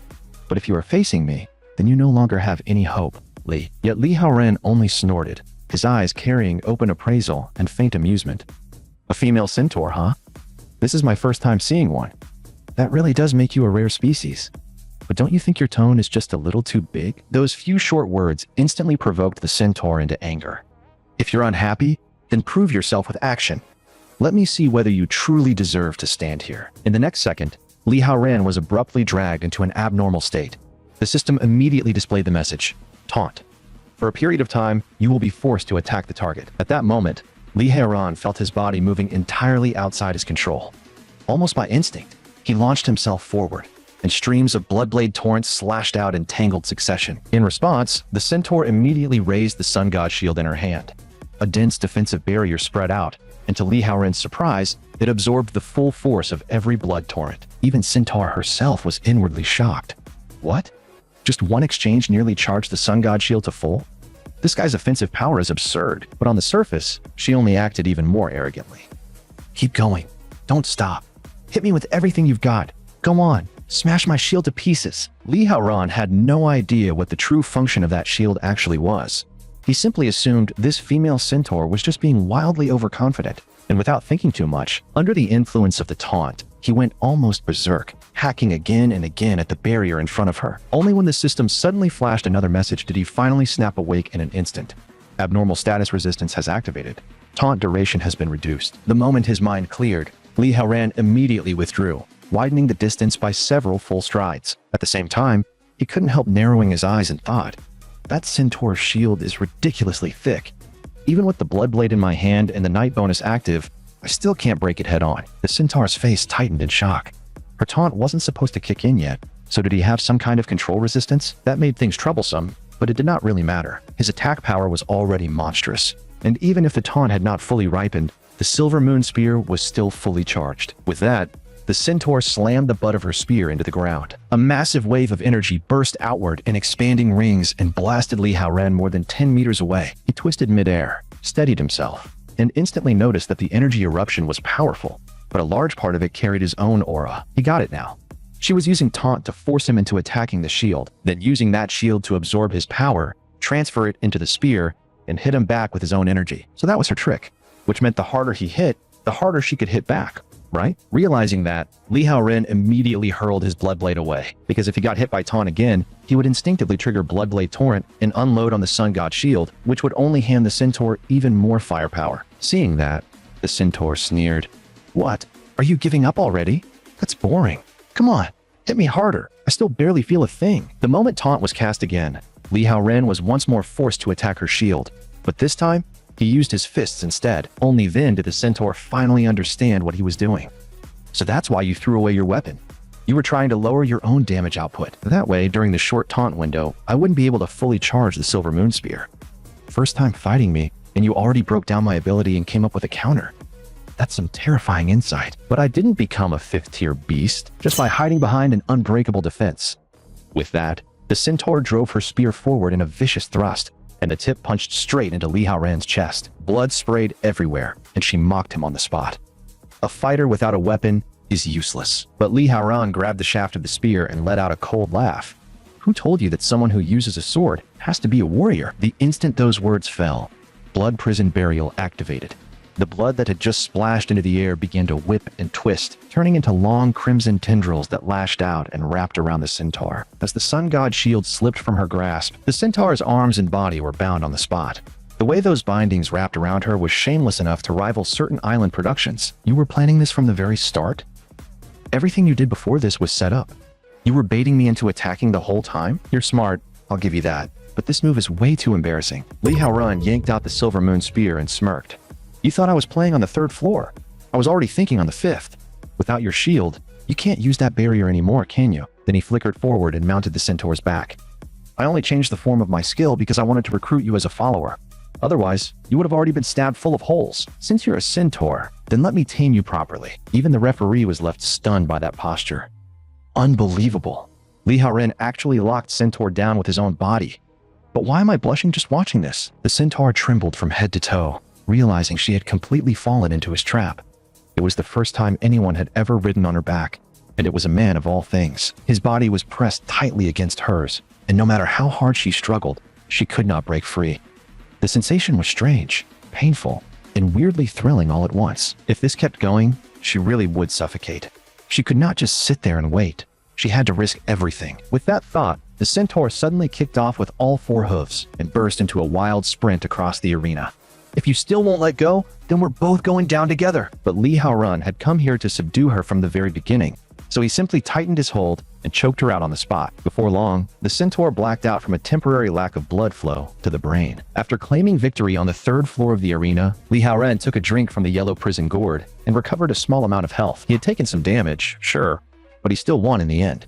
With Adventure Journey still boosting him, the settlement rewards this time should be a lot better. A system prompt soon popped up, raising his defense and granting him an additional 6% damage reduction. Right after that, the system asked whether he wanted to challenge the 4th floor of the arena.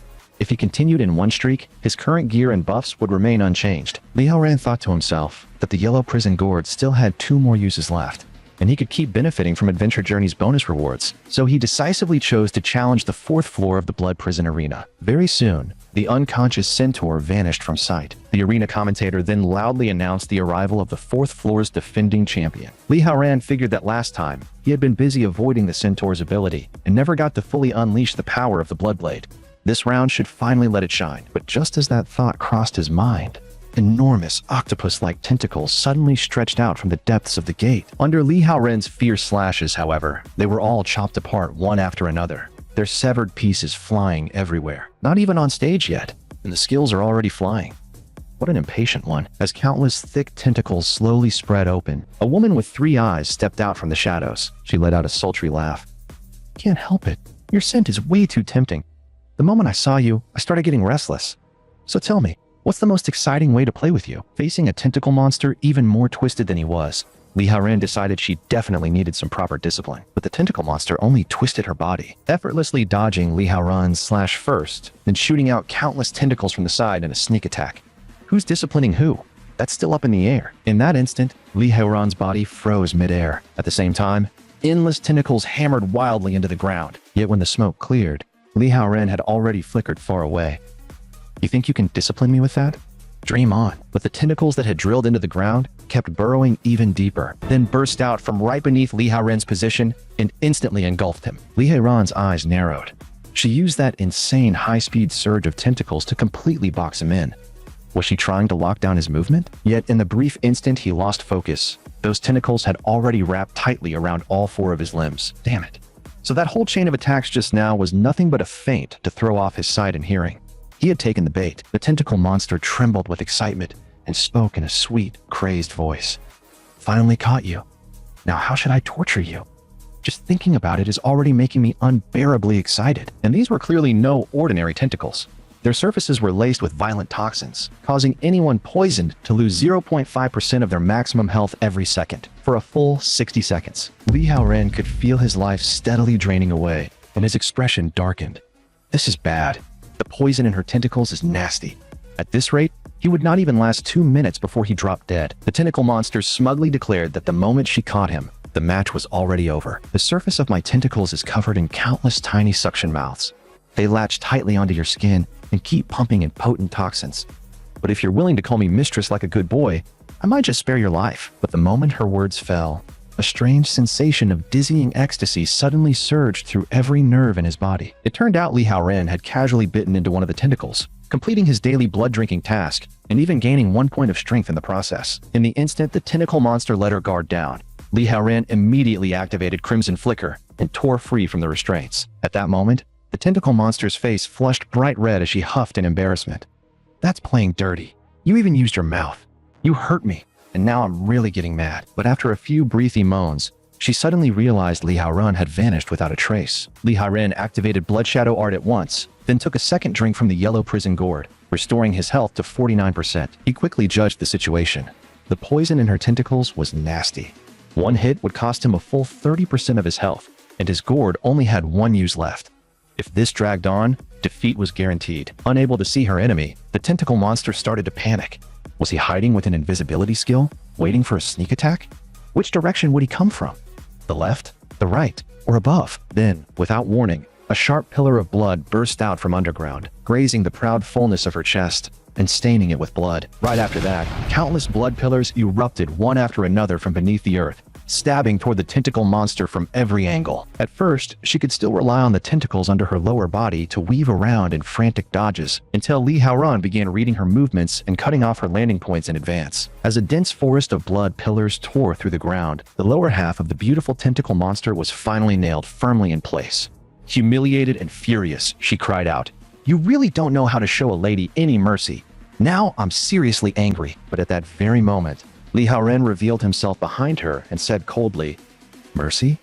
I'll think about that after I've already taken you in." Then he swung the blood blade with brutal force, sending out a sword wave wrapped in violent power, and in an instant, it severed every tentacle attached to her lower body. Her body lurched, and she crashed awkwardly to the ground. At the same time, she was inflicted with the bleeding state, losing a small amount of health every second. The arrogance she wore at the start of the fight was gone. All that remained was rage. Damn it. Damn you. How dare you leave my body like this? I will never forgive you. Li Haoren, meanwhile, was still suffering from poison, and his current health had already dropped to 39%. A 5th-tier beast really was terrifying. That poison alone had already made him pay dearly. So Li Haoren decisively drank the last mouthful from the yellow prison gourd and restored another 15% of his health. The tentacle monster instinctively dragged herself backward, and large amounts of blood dyed the entire arena red. Raising the blood blade, Li Haoren said coldly, "Without the tentacles you're so proud of, what kind of storm can you still stir up? Your ending is already decided." The tentacle monster suddenly pretended to surrender and said in a pitiful tone, "Wait, I was blind to greatness before. I know I was wrong now." Yeah, right.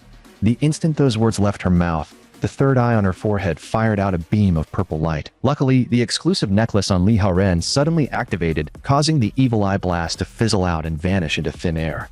Hilda's spirit necklace had triggered, completely nullifying that magic attack. The tentacle monster was left dumbfounded, unable to understand why her skill had simply disappeared. Li Haoren did not take any damage, but that sneak attack still completely enraged him. Seeing his expression darken, the tentacle monster hurriedly tried begging again. "This time I really know I was wrong. I surrender. But before she could finish, Li Haoran violently swung the blood blade again and tore open her chest with another heavy strike. Seeing the tentacle monster sprawled on the ground and unable to move, Li Haoran said coldly, I don't dare trust a word out of your mouth. From now on, you're going to need some strict discipline. The gold tier commentator decisively announced Li Haoran's victory. After winning, he received 3 rewards. Not only did his poison resistance increase, but he also gained the guardian skill Tentacle Strangle. Even Li Haoran had not expected to obtain that skill by accident. That was a real bonus. This adventure journey had definitely been worth it. After that, the commentator reminded Li Haoran that every 5 floors of the Blood Prison Arena would feature a boss-level defender, and each of those bosses was an extremely dangerous and powerful monster, with the challenge difficulty multiplying sharply. The defender of the next floor was the legendary beast Medusa, the snake-haired Gorgon. Against an opponent like that, he would be far better off making full preparations before challenging again. Otherwise, the consequences would be disastrous. Li Haoran thanked Sally for the warning, then decisively withdrew from the Blood Domain arena. Before long, morning arrived. Monique the succubus stayed by Li Haoran's side the entire night, personally applying medicine and changing his bandages. But Li Haoran felt that since he had already taken a health potion, there was really no need for him to be wrapped up like this. Monique, however, insisted that he absolutely could not take this lightly. A body as perfect as her master's could not be allowed to carry even the slightest scar. Besides, this was the first time she had ever seen him so badly injured, and it hurt her heart to see it. Li Haoran naturally understood how Monique felt, but he also knew that if he wanted to become stronger, getting hurt was simply part of the process. In a world like this, if he wanted to survive, then he had to risk everything to become stronger. Meanwhile, over at the sanatorium, Yu Tiangsheng was speaking in a low voice with a nurse. By the time the supreme rank evolvers from the Evolver Association get here, it'll already be too late. If it's not happening to them personally, those bastards won't care at all. I don't have much time left. If I can't avenge my sons, I won't even die in peace. The nurse replied that there really were still several hot-blooded evolvers out there, and on the guild side, I might have a way to win them over and get them to fight alongside you. I'm the private doctor you brought back from B City. Hardly anyone here knows me, and even fewer know what I'm capable of. But the truth was that this female doctor, Lu Yao, had already set her eyes on the old man's inheritance.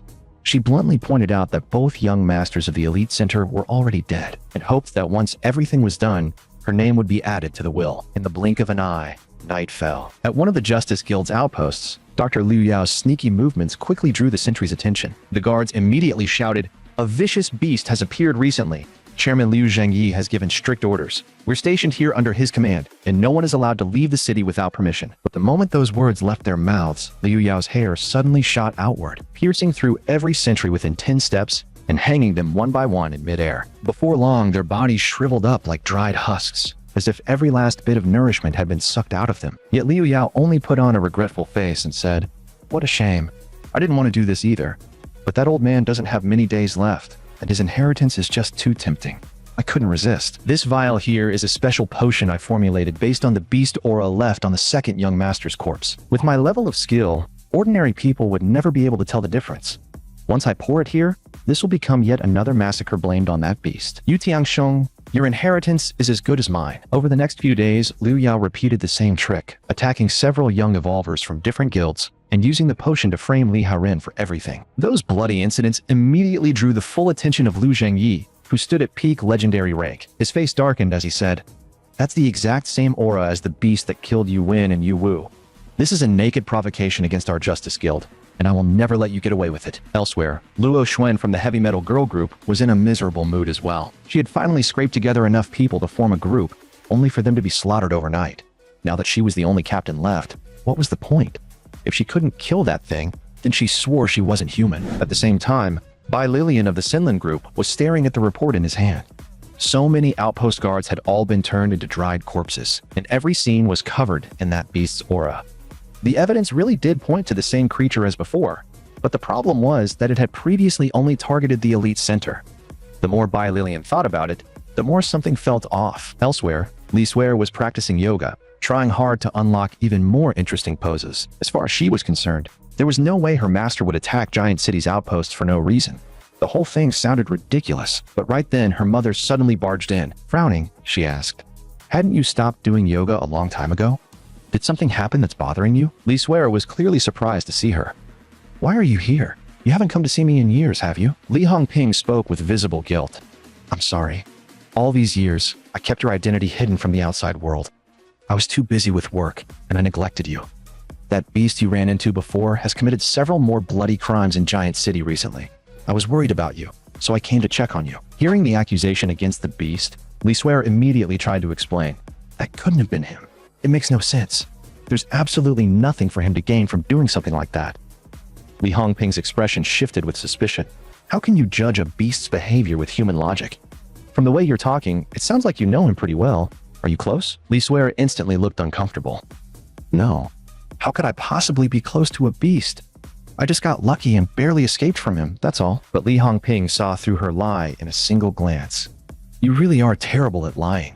You should understand what my ability can do." Only then did Li Suer realize the truth. "You didn't come here to see me at all. You came here to investigate that beast. Then again, I'm nothing more than a child who doesn't even deserve an identity, right? No matter how hard I work, I still can't get your attention." Looking at her daughter, Li Hongping replied calmly, "It's better that I came to you first than the Evolver Association and Yu Tiangsheng getting to you before I did. I'm protecting you." With that, she directly activated her ability. In an instant, she pried through every single thing that had happened between Li Suer and Li Haoran, including all the overly explicit scenes that definitely were not for children. Even someone as seasoned as Li Hongping ended up blushing after seeing it all, letting out a sigh that young people really did know how to play wild. Once Li Hongping's memory probing ended, Li Suer slowly regained consciousness. Red with shame and anger, she demanded, "So you saw everything, didn't you? How could you invade my memories without my permission?" Li Hongping apologized first, but then her expression turned serious. "I clearly remember that the name Li Haoran should not belong to a beast. It should belong to a dead man. Some time ago, an accident happened to one of the Elite Center's extermination squads, and an outside porter died in that incident. I happened to see the report on it at the Evolver Association, and the dead porter's name was Li Haoran. His photo is exactly the same as the Master Haoran in your memories. And didn't he also ask you about the Elite Center before? On top of that, he later carried out an orderly campaign of revenge against the survivors of that same incident. That's more than enough to prove they are the same person. An ordinary human who had never evolved somehow became a powerful beast in just a few short days, while still keeping his human mind intact. That's unbelievable. No, more precisely, he's not a beast at all. He's a human who obtained the power of a beast." "Swear, I think you did the right thing. Last time, he exposed himself only because he wanted to save you from Yu Wu. So this time, our Hongqing group has to do everything in its power to protect him. Who knows? The fate of our Hongqing group might end up changing because of him." On the very night Li Hongping went to see her daughter Li Suer, Monique the succubus brought Li Haoran to a cave overflowing with demonic aura. There were clearly plenty of beasts lurking inside, making it the perfect place to grind levels. The only problem was that the cave was far too dark. Monique could not help complaining that she could barely see a thing anymore. Li Haoran, however, had night affinity, so not only was he completely unaffected, he was actually getting a bonus from the darkness. But this time, he had not come here just to level himself up. He had also come to train the whole team. So he activated Victor's contract and summoned out Centaur, the mimic assistant Peter, and Flame Witch Barlow. Li Haoran immediately told the Flame Witch to move it, saying that the whole reason he summoned her was to act as a lamp and light the way for the team. The Flame Witch glanced at the fire on the tip of her tail and instantly exploded in anger. "I'm a proud Flame Witch, and you want me to work as a lamp? You've got to be kidding me. I'm not listening to you. Besides, the one who beat me in the arena wasn't even you." Right then, a system prompt popped up. Follower Barlow's affection is too low, and her dissatisfaction is surging. Immediate subjugation recommended. The moment he saw that, Li Haoran finally understood. "So that's why your affection's been so low. You're still not over that loss because I wasn't the one who beat you, huh? In that case, I guess I'll have to discipline you properly myself." The instant he finished speaking, Li Haoran lunged forward. He shot out a hand and grabbed straight for one of the Flame Witch's sensitive spots, making her roll backward in a panic as she yelled in a mix of embarrassment and fury, "You bastard! What do you think you're touching?" In the next moment, she summoned an enormous fireball and hurled it straight at Li Haoran. In a cramped cave like this, there's nowhere for you to dodge. This time, I'm definitely winning. But Li Haoran used Crimson Flicker and appeared behind her in an instant. "What kind of stupid nonsense are you talking about?" Before the Flame Witch could even react, 7 or 8 tentacles suddenly extended from Li Haoran's back, binding every part of her body tightly in place. Li Haoran said flatly, "This time, you lost to me. So, are you convinced now?" Meanwhile, the suction cups on the tentacles made the Flame Witch's whole body tremble uncontrollably. At the same time, her affection rose to 50. The Flame Witch finally softened and gave in. "I know I was wrong. Your subordinate Barlow is willing to serve Master Haoran from now on." With firelight finally illuminating the way, The group pushed deeper into the cave. But what really made Li Haoren uncomfortable was this. The succubus and the tentacle monster were each clinging to one of his arms as they walked, both insisting that staying close to Master made them feel safer. No one knew how deep they had gone, but beast carcasses were scattered all around them, and several branching tunnels had appeared ahead. The centaur asked, "Master Haoren, there are forks up ahead. Should we split up?" But Li Haoren felt those branching tunnels were probably never meant for them in the first place, because every passage leads back into the hall we're standing in right now. And this whole place is covered in the bones of other animals and beasts. So this should be where the beasts lure in prey and feed on it, which means they're all hiding inside those tunnels right now, watching us like hungry predators. So he gave the order on the spot. "Centaur, use taunt and drag every last one of them out. Then we wipe them all out in one sweep." Hearing that, the centaur immediately activated taunt and shouted into the tunnels, "You filthy vermin hiding in the dark! Is staying curled up in those holes all you've got? Come out and fight me if you've got any guts." In an instant, all the spiders hiding inside those branching tunnels came flooding out. There were hundreds upon hundreds of them, enough to make anyone's scalp crawl. At that moment, the centaur kept her barrier up and continued taunting them. "Come on then, rush me all at once. You're honestly pathetic."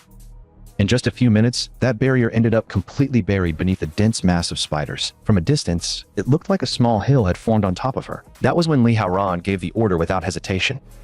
"Now, wipe every last one of these spiders out in one go." The moment his words fell, the succubus, the mimic assistant Peter, and Flame Witch Barlow all unleashed their area attacks together. In the blink of an eye, every spider was annihilated. Right after that, a flood of system notifications for level gain started exploding across the scene. Li Haoren himself rose to level 36 and unlocked a new skill, Demon Hand, which allowed him to grab enemies or target objects from a distance. Even though he had just gained an enormous amount of experience, his brows still furrowed. If there were this many little spiders hiding here, then there had to be an even bigger Spider King somewhere nearby. But that thing had not reacted to taunt at all, so where was it hiding? Those narrow tunnels used by the smaller spiders clearly were not large enough to hold a monster of that size. Could it be above them? The moment Li Haoren looked up, he saw an unbelievably hideous giant spider maw hanging overhead, dripping green liquid. His expression changed instantly, and he shouted, "Danger! Get out of the way!" A second later, a huge amount of green fluid poured down like a rainstorm. Thankfully, Li Haoren and the others reacted fast enough and were not splashed directly. Otherwise, they would have ended up just like the dirt below them, melted away by that powerful acid. The tentacle monster recognized it at once as a form of highly corrosive venom. Just one drop of it would be enough to make someone wish they were dead. Li Haoren carefully sized up the Spider King, and his heart sank. It was actually a lower 6th tier beast, a level already comparable to a Star Diamond rank evolver. If he had come here alone, there was no way he would have been a match for it. Without delay, Li Haoren activated his newly acquired skill, Demon Hand. Strands of crimson demonic energy shot out like blood-red bandages and wrapped tightly around every one of the Spider King's limbs. Then, with Li Haoren yanking downward with all his strength, that massive Spider King was dragged down to the ground by force. He immediately shouted, "While it's down, unload everything you've got. A 6th tier beast isn't easy to handle. We need to cripple its combat power as much as possible before it gets back up." Very soon, one man and 4 women all unleashed their strongest moves at the same time and hammered the Spider King from every side. Among them, the centaur's Silver Moon Spear had also finished charging completely. But just as she confidently believed that one thrust would pierce straight through the Spider King's body, the monster casually caught the spearhead between a few of its vicious fangs. The centaur was stunned beyond belief. That was a fully charged Silver Moon Spear, and it had blocked it with nothing but its mouth? In the next instant, the Spider King spread all 8 of its legs and roared, violently flinging the Silver Moon Spear away from its fangs. Then it opened its maw and spat out strand after strand of incredibly tough spider silk. Those threads instantly stuck to every part of the centaur's body, pinning her in place so completely that she could not move an inch. Even Monique was caught in it. She cried out in disgust and panic, "This stuff is awful. It's sticky as hell, and my whole body's sealed up. I can't break free at all. I was too careless. The second this silk wraps around you, it's over. What do we do now?" Li Haoren's heart tightened. It had turned its head and switched its first target to Monique. Was it because it sensed that Monique was the lowest level person present and wanted to use her as the weak point to break through the team? Yet, just as the Spider King raised one of its legs high, ready to stab it straight into Monique the succubus, a sharp cracking sound suddenly rang out from the front. Monique nervously opened one eye, only to see that her beloved demon god, Lord, had already cut that spider leg clean off before it could reach her. But the blood spraying out from the Spider King's body carried the same highly corrosive acid it used to repel enemies. and the instant it splashed onto Li Haoren's clothes, a harsh, sizzling sound rang out. At that moment, Li Haoren suddenly came up with an even better battle plan.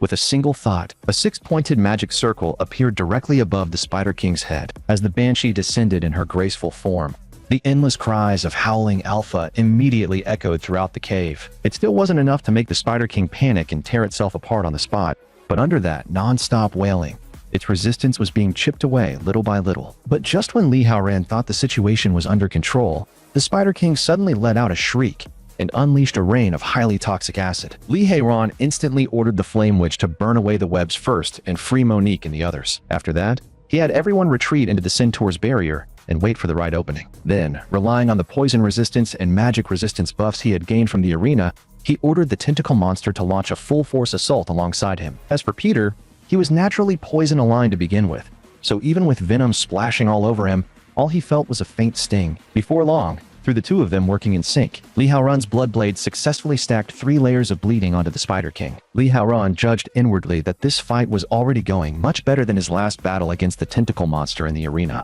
Right now, he had both abnormal status resistance and poison resistance backing him up, so both the duration and damage of any poison effect would be heavily reduced. But just then, the Spider King suddenly went berserk, curling its massive body into a tight ball like a giant wheel. It actually began using the wounds carved into its shell by the blood blade as spraying nozzles for its venom. As it rolled wildly toward Li Haoren, it kept blasting out streams of corrosive acid from those open gashes. In no time, it smashed a huge crater into the cave wall, while even the falling rocks above were corroded with violent, sizzling sounds. Fortunately, Li Haoren activated Blood Shadow Art in time and slipped behind the Spider King, barely avoiding disaster. But what was unsettling was that the Spider King suddenly turned around and stared straight at him. Li Haoren's heart instantly went cold.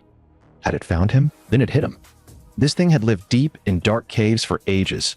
It had never relied on sight to hunt in the first place, so Blood Shadow Art was useless against it. Yet at that exact life or death moment, the Spider King suddenly froze in place and stopped moving altogether. The reason was simple. The Banshee's continuously stacking howling alpha had finally taken effect. Now the Spider King had fallen into a confused state. Seizing the opening, the tentacle monster shot out all her tentacles, binding every limb of the Spider King tightly while simultaneously injecting toxins to poison it, draining a small amount of its maximum health every second. The tentacle monster cried out sweetly, "Demon God Lord, don't hold back because of me. Octopuses can regenerate, you know. Go ahead and hit us as hard as you want." The moment the Spider King was pinned down and completely immobilized by the tentacle monster, Li Haoren decisively activated Blood Prison Burial. In an instant, countless pillars of blood erupted from the ground. Those blood pillars violently skewered the Spider King into a giant pincushion of flesh and blood. Because she was clinging so tightly to the monster, the terrifying shockwaves of the skill, along with the splashing venom, struck every part of the tentacle monster's body, making her cry out in pain on the spot. Even so, the Spider King still had one last breath left in it, and was still struggling desperately, trying to break free. Li Haoren immediately followed up with another ranged grab skill, Demon Hand. He forcibly dragged the Spider King's body upward, even though it had already been nailed firmly into the ground. Then, with Li Haoren slamming his left hand downward, the Spider King's flesh was instantly torn apart by the blood pillars. Chunks of its body broke apart and scattered all over the ground. Right after that, system notifications for level gains exploded one after another, allowing Li Haoren to jump straight to level 42. At the same time, he unlocked a new skill, Fury of the Morning Shade. When his health drops below 10% and moonlight is shining on him, he enters his primordial vampire form, resets all skill cooldowns, and falls into a frenzied slaughter state. After killing the Spider King, Li Haoren noticed that both the Centaur's and the Flame Witch's affection had risen to 70, while the Tentacle Monster's affection was already close to maxed out. Meanwhile, the Tentacle Monster could barely contain her excitement and hurried toward Li Haoren. "Master, didn't you say you'd reward me after we defeated the Spider King? The time has come." Li Haoren froze for a second, clearly not expecting her to be this eager. But before anything else could happen, the succubus cut in. "Now is not the time for that. You can regenerate, but Master Haoren can't. We should detoxify him and restore his health first." The tentacle monster finally calmed down a little. "You're right. I got carried away. If Master eats a regenerated piece of my tentacle, he can temporarily gain a certain level of regenerative effect. It won't last long, but it's enough to heal flesh damaged by the acid." Li Haoren looked at the tentacle being offered and still hesitated. "Aren't your tentacles usually poisonous? Are you sure eating this won't cause problems?" The tentacle monster quickly explained. "As long as I don't actively release venom, it'll be fine. Please don't worry, master. Hearing that, Li Haoran stopped hesitating and bit off a piece of the tentacle, but the sharp and tingling sensation still made the tentacle monster let out an involuntary cry. The other followers instantly turned red, because no matter how they looked at it, this healing method felt strangely intimate. On the other side, the succubus and the banshee saw that it actually worked, and immediately became interested too. The tentacle monster said helplessly, "You lot are seriously troublesome. Since everyone's hurt to some degree, then let's just recover together." No one knew how much time passed, but after everyone had recovered, the atmosphere had become oddly charged. Even Li Haoran felt his blood surging and his heartbeat speeding up. Only then did the tentacle monster shyly explain, "I forgot to mention it, but this method has a small side effect. For a short time, everyone gets influenced by my emotional state." Li Haoran finally understood. "So that's why my body keeps heating up. I'm being affected by you." His expression shifted. If even he was reacting this strongly, the others were probably in even worse shape. With that thought, he turned and looked at the blushing followers behind him. The banshee was the first to complain. "I'm one of your ace supports too, master. I put in plenty of work during that fight, and I cried my voice hoarse from start to finish. Don't I deserve some kind of reward too?" Seeing that, the succubus immediately joined in. "I know I held master back this time, but I'll work even harder from now on. So, could I also get a little encouragement?" The flame witch looked unconvinced. "Other than master, I did the most damage just now. If rewards are being handed out based on merit, I should be first." But the tentacle monster quickly pushed her way to the front again. "Don't listen to them. Without me, how would everyone have resisted the acid poison? And besides, I was the first one you promised a reward." Li Haoran's tone suddenly turned firm. "It seems none of you understand the situation yet. I'm your master. Who gets rewarded and when is for me to decide, one at a time. No one's being left out." Before long, under Li Haoran's firm command and pacification, everyone gradually calmed down. After that, both Flame Witch Barlow and the tentacle monster's affection rose all the way to 100%. At the same time, each of them broke through the upper limit of their original class. As for the succubus and the banshee, they were still trying to recover, only feeling that Master Haoran now seemed even deeper and harder to read than before. Only the centaur stood there looking confused from beginning to end. "Why did all of you get rewards while I could only stand here and watch?" Right after that, he activated two mysterious rewards. The first was a humanoid puppet capable of taking a fatal blow in someone else's place. The second was a one-time execution authority that could directly behead a target regardless of their strength. Although Li Haoran failed to draw peak blood this time, this authority that could directly remove the enemy's strongest combatant was still incredibly useful. Just then, a system prompt popped up, asking whether Li Haoran wanted to enter soul resonance with the two followers. Li Haoran had no intention of missing any chance to grow stronger, so he accepted without a second thought. Very soon, a blaze of fire surged out from Flame Witch Barlow's chest, leaving her overwhelmed by an intense wave of exhilaration. In the next instant, an exclusive piece of equipment appeared before Li Haoran's eyes. Barlow's flame cloak. It massively boosted defense and stamina, reduced fire attribute damage by 50%, and even had a chance to inflict burn on enemies when he was attacked. At the same time, a strange purple radiance shone out from Tentacle Monster Peter's chest as well. Right after that, another exclusive item materialized, Peter's Venom Earring. Besides giving a huge boost to spirit and intelligence, it also had a chance to poison any target that took damage. Li Haoran then equipped all of the exclusive gear born from soul resonance with his 5 followers, and a massive surge of power instantly overflowed from deep within his body. With these pieces of equipment and the support of his followers, even without peak blood, he now felt bold enough to clash head-on with the Elite Center. After leaving the spider cave, Li Haoran went on to clear several more beast nests, seizing every second he could to level up as quickly as possible. Meanwhile, on the other side, Yu Tianxiang completely ignored the Evolver Association's arrangements and joined forces with the Justice Guild, along with multiple Evolver organizations of all sizes, to launch a massive purge of beasts within a 100-mile radius. Everywhere they went, no matter what kind of beast they encountered, it was slaughtered to the last. With little time left to live, Yu Tianxiang kept forcing himself to hold on to his final breath for one reason alone: to personally avenge his 2 sons. Those developments quickly reached Li Suer's ears. Her expression immediately darkened. That old bastard Yu Tianxiang was openly violating the association's ban and leading that many people out of the city to go after Master. It was unforgivable. The moment that thought crossed her mind, Li Suer rushed off in her car to warn Li Haoran. She absolutely could not let Yu Tianxiang have his way. She had to find Master before he did. She could not allow those people to ambush him. But a few hours later, Yu Tianxiang and Liu Yao stumbled onto the succubus village by pure accident. Narrowing her eyes, Liu Yao sensed the surroundings and said in a low voice, "There's still a faint trace of that beast's aura here, and this place isn't far from where young Master Yu Win and Zheng Jie ran into trouble. This village is suspicious. Even if that beast isn't here right now, it's highly likely to be connected to this place. What do we do now? Yu Tianxiang answered coldly. I'd rather kill the wrong target than let the real one go. Kill them all. Leave no one alive. I'll make you taste what it feels like to lose what matters most. With that, Yu Tianxiang raised a hand and pointed forward. In the next second, the clouds overhead split apart, and massive meteors descended like blazing fire stars, crashing one after another into the center of the succubus village. The buildings collapsed like fragile toy blocks. Firelight erupted into the sky, and within moments the entire village was swallowed by chaos and a sea of flames. Before long, countless succubi came fleeing out of the village, decisively abandoning it and rushing for the outer perimeter. Among them was one succubus, whose overly heavy chest kept her from keeping pace with the retreating group. She stumbled hard, fell to the ground, and even twisted her ankle. A chill ran through her at once. Why were all those meteors only falling inside the village? This clearly was not some natural disaster. Someone was attacking them. The moment that realization struck her, several figures emerged from the thick smoke. One of the men stared at the fleeing succubi with excitement all over his face. So it really is a succubus village. Unbelievable. This is my first time seeing so many succubi in one place. This is getting me fired up. Such gorgeous creatures too. What a waste. But since President Yu ordered us to wipe them all out, I don't exactly have a choice. Yet the instant those words left his mouth, countless snowflakes suddenly began drifting down from the sky.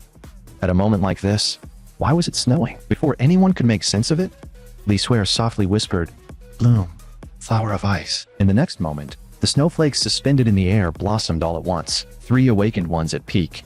Gold rank were wiped out on the spot. The succubus was left staring in shock. That ice flower is incredible. It killed those men in an instant. But there aren't any ice element experts in our village. Who exactly saved me? Could it be that Master Heiren has returned? But right then, Li Swear revealed herself. The moment everyone saw the tail and wings just like Monique's, it became obvious that this really was the succubus village connected to Monique. Li Swear immediately stepped forward and reassured them. So you really are all Master's subordinates. Don't worry. I'm a friend of Master Heiren and Monique. As long as I'm here, nothing will happen to you. Since Master isn't here right now, then I'll protect his village in his place. The moment she finished speaking, she unleashed the violent frost power raging inside her, and instantly extinguished every flame spreading across the village. The sight left Lu Yao on the cliff staring in shock. Isn't that Li Swear from the Hongqing group? So she really is connected to beasts. But the file said she was only lower gold rank. How is she this strong? Yu Tianxiang only let out a cold snort. No matter how strong she is, she's still a traitor. Li Swear raised her head and looked up at the various guild members standing on the cliff. Then she shouted, "Don't let that old bastard from the elite center fool you. The one behind the recent string of massacres is not the beast from this place at all. The real problem is standing right in front of you. Yu Tianxiang is just using all of you to avenge his dead sons. Every one of you is being played." Hearing that, Liu Zhangyi in the back frowned and asked, "President Yu, what exactly is she talking about? I ignored the association's ban and brought my brothers out here to hunt beasts because I trusted you. You owe me an explanation." Yu Tianxiang did not waver in the slightest. "You won't trust me, the one out here doing everything to exterminate beasts. But you'll believe a traitor standing with beasts instead? What? Did your brain stop working, brother?" Li Swear raised her voice again. "Our Hongsheng group has already reported your illegal operation outside the city, along with every suspicious detail behind the outpost attacks in Giant City, to the Evolver Association. Zhao Yifei is already on her way here. If you still insist on going through with this, the association will absolutely hold you accountable." Seeing the situation shifting, Liu Yao hurriedly cut her off. "This woman is just stalling for time. Don't listen to her lies. She has no proof at all, and someone standing on the same side as beasts isn't worth believing in the first place. Everyone, kill her together." Yu Tianxiang also roared in fury. "That woman is an accomplice in my son's deaths. She's a sinner of Giant City. Even if you said nothing, I'd still kill her myself." As soon as the words left his mouth, an overwhelming surge of energy erupted from inside his body. The dark clouds above suddenly split apart, and bolt after bolt of thunder came crashing down. Right after that, a gigantic meteor, even larger than the entire village itself, began hurtling downward at terrifying speed. Li Swear froze on the spot. That meteor was absurdly huge. If she dodged, every succubus in the village would be finished. But with her current power, could she really stop something like that? Yet before she could finish thinking it through, a crimson figure suddenly shot forward and blocked the massive meteor head-on. Countless strands of sword energy spread outward like a giant web, tearing across the sky. In the next instant, The colossal meteor shattered apart into countless smaller fragments that rained down harmlessly onto the ground. Li Haoran had only been away a few days, yet he already felt like someone had nearly raided his home. He raised his eyes toward Yu Tianxiang and said coldly, "Didn't you want revenge for your two sons? Well, now's your chance." At that moment, he had already unfolded his demon wings, gaining the power of flight, increasing his speed by 30%, and adding another 20% damage while fighting in the air. Li Haoran said coldly, "Your sons really did die by my hand, but they deserved it. If you want revenge, come for me alone. There's no need to drag anyone else into this." Yu Tianxiang's face twisted in fury. "You finally decided to show yourself. I've dreamed of your death every single night. Now I can finally die without regrets." With that, he swung his hand sharply, and eerie flames instantly coiled around his body. Then 3 different colors of flame shot out at once and blasted straight toward Li Haoran. Li Haoran only barely dodged at the very last moment, right as the blazing heaven samadhi came crashing down. His heart sank. That was close. Yu Tianxiang might be old, but he was still an upper legendary rank monster, only 1 step away from supreme rank. His fire magic was terrifyingly strong.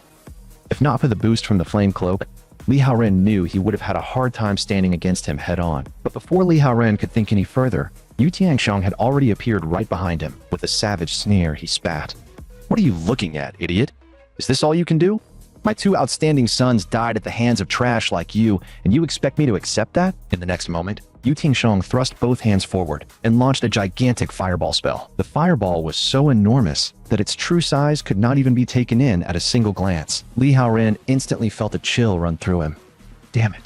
The old monster's opening move was already this kind of ultimate attack. A second later, the colossal fireball crashed into the ground and exploded into a hellish inferno that looked capable of destroying heaven and earth. Even the succubi within more than 1,000 meters were blasted away, dozens of meters by the shockwave. Watching from the cliff, even Liu Zhengyi was visibly shaken.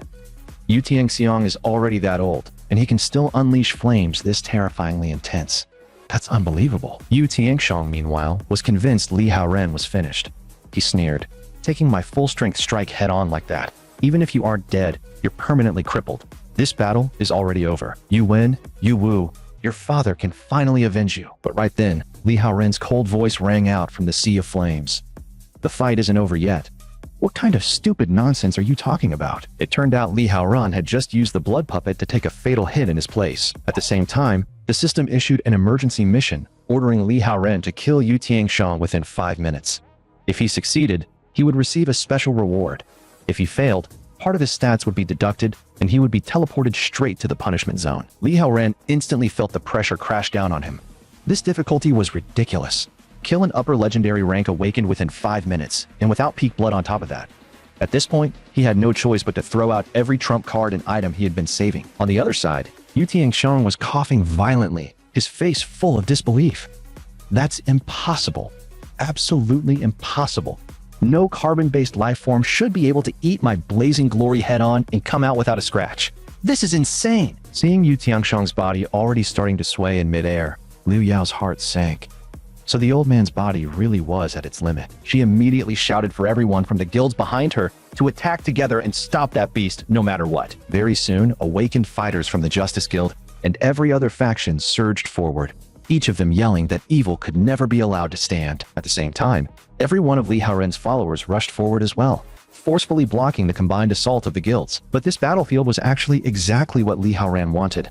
Everyone was so focused on swarming him and tearing him apart that Yu Tianxiang was left with only that little nurse by his side.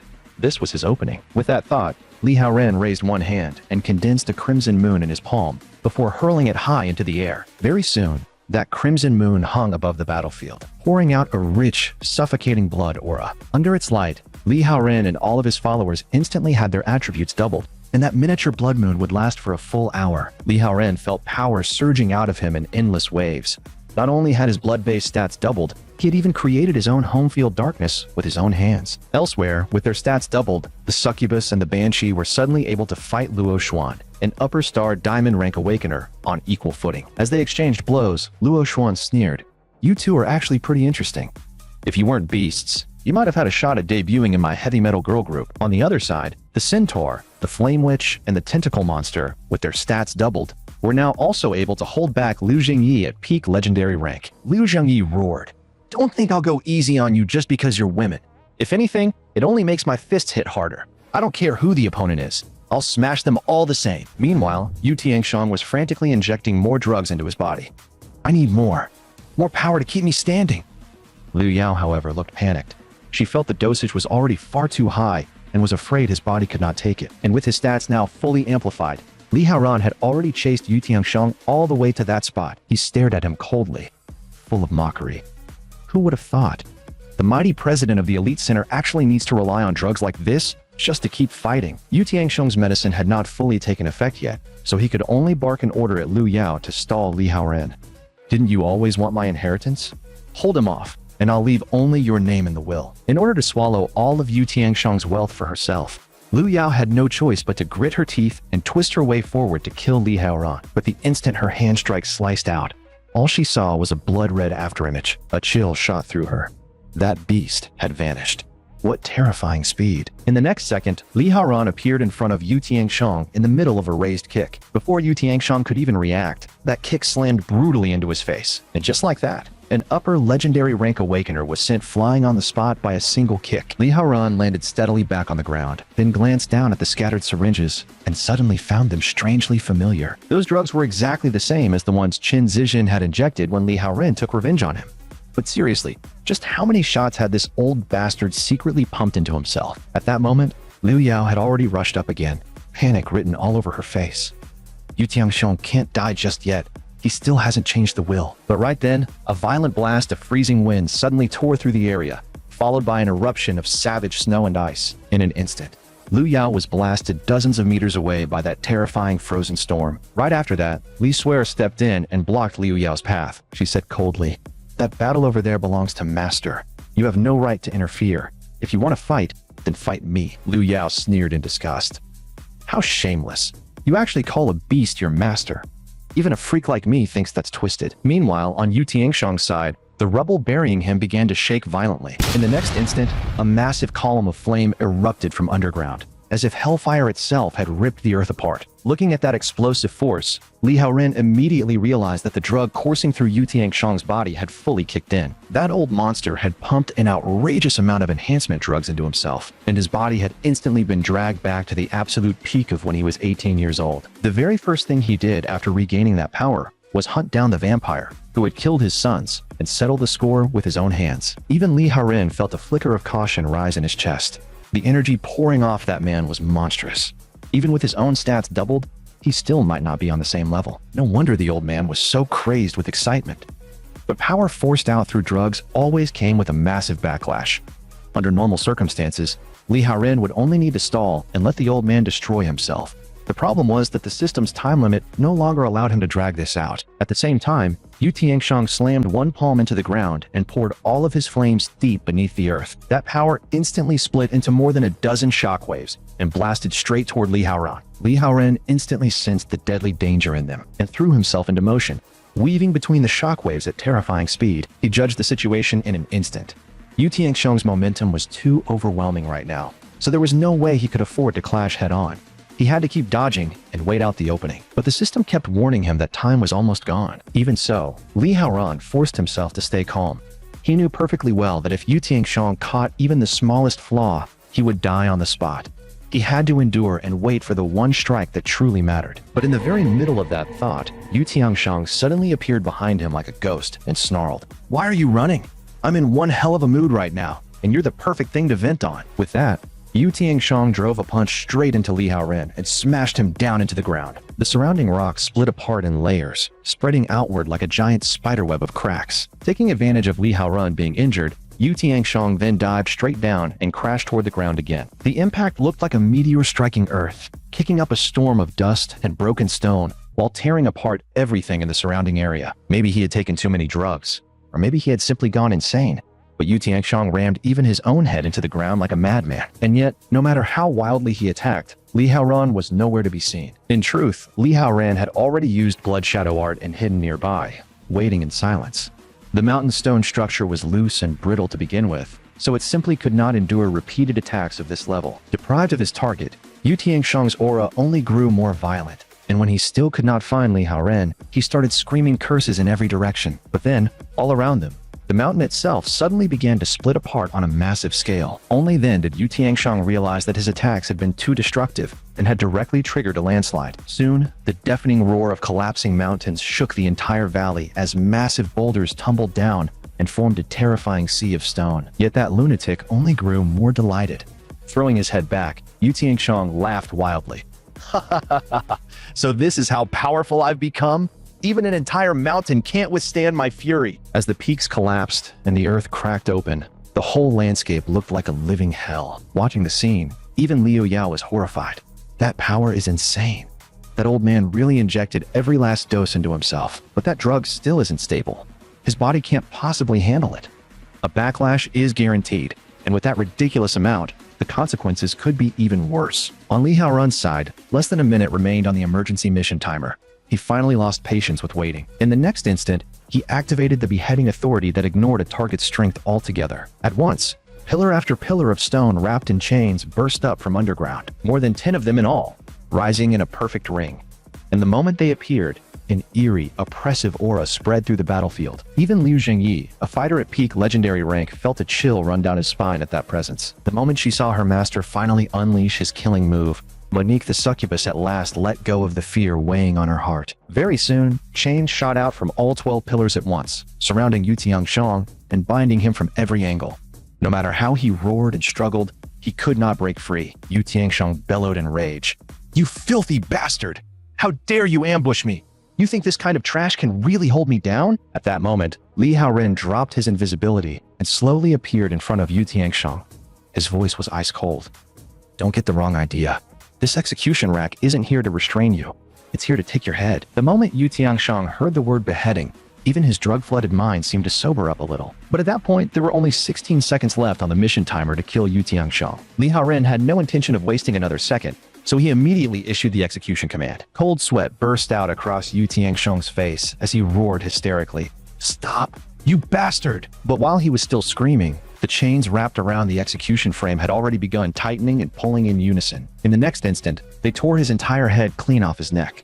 Scarlet blood erupted like a fountain and drenched the battlefield in red. With only 9 seconds left on the countdown, Li Haorun completed the emergency mission. At the same time, he received a massive amount of experience and dozens of freely assignable stat points. When he opened the special reward panel, he found that he had also gained 3 extra enhancement points that could be used to strengthen 3 of his existing skills. After finishing Yu Tiangshang, the first thing Li Haoren thought about was not hunting everyone else down, but ending this war before it spiraled further out of control. Facing all the awakened fighters from the various guilds, he shouted, "Yu Tiangshang is dead.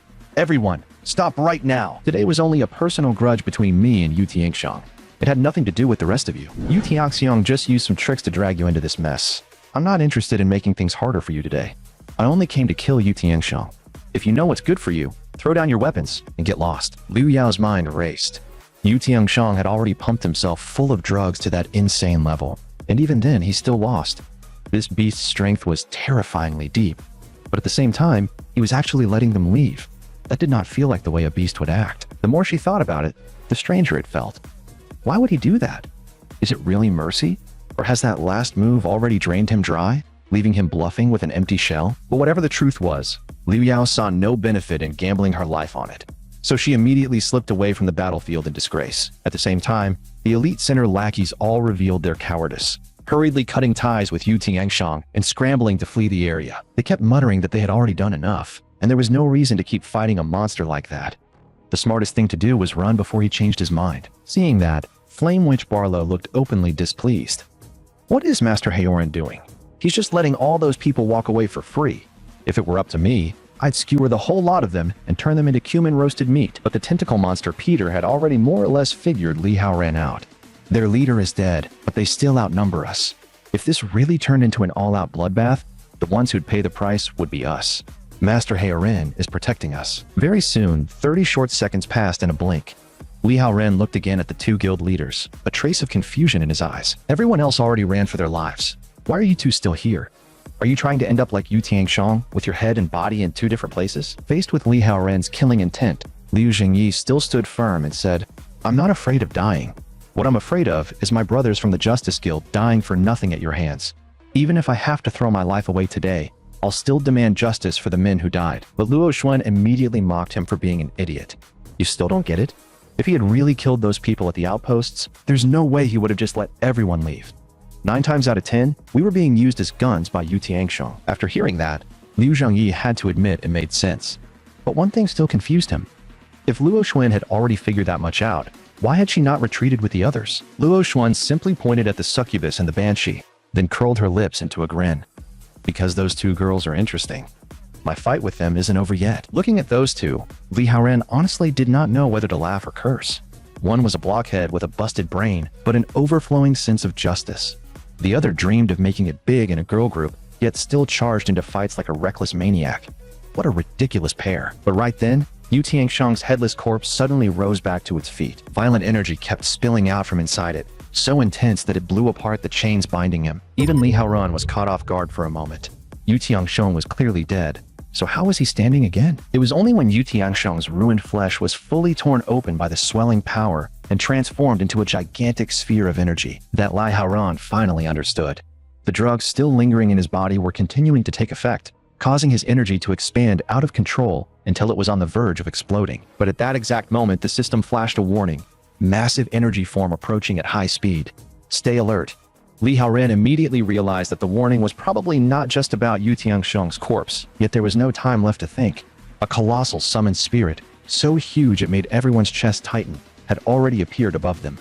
One glance was enough for Luo Xuan to judge that at least a supreme rank evolver had made a move. A giant coon, vast as a mountain, slowly descended over the succubus village, and standing on its back were 2 evolvers. One of them was Zhao Yifei from the giant city branch of the Evolver Association. Zhao Yifei looked down at the mutating headless corpse below and sneered, President Yu, even after losing your head, you still won't stay down. That's what happens when you stuff yourself with drugs. You got exactly what you deserved. She gently patted the giant kun and said, My good little fish, eat it. The moment those words fell, the giant kun opened its massive maw and swallowed Yu Tiangsheng's headless corpse, along with that swelling sphere of energy, in a single bite. In the next second, that enormous power exploded inside the kun's belly with a dull roar. But the giant kun acted as if nothing had happened. It merely let out a casual burp, then exhaled a thick plume of black smoke. A bead of cold sweat slid down Li Haoren's temple. Seriously? Yu Tiangsheng's swollen corpse had detonated inside it, yet the creature was completely unharmed.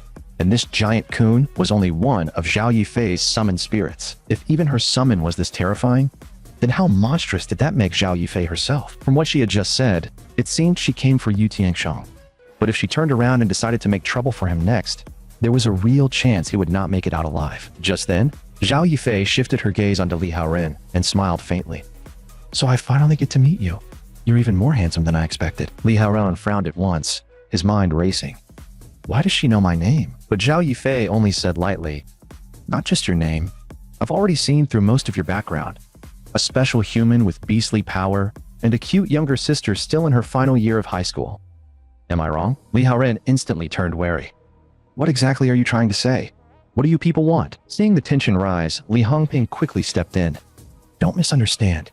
We don't mean you any harm. I was the one who privately looked through Shuer's memories, and that's how I pieced together your identity. Zhao Yifei and I came here in the first place to stop Yu Tiangsheng's scheme. It just turns out we worried for nothing. Hearing that, a strange look flashed across Li Haoren's eyes.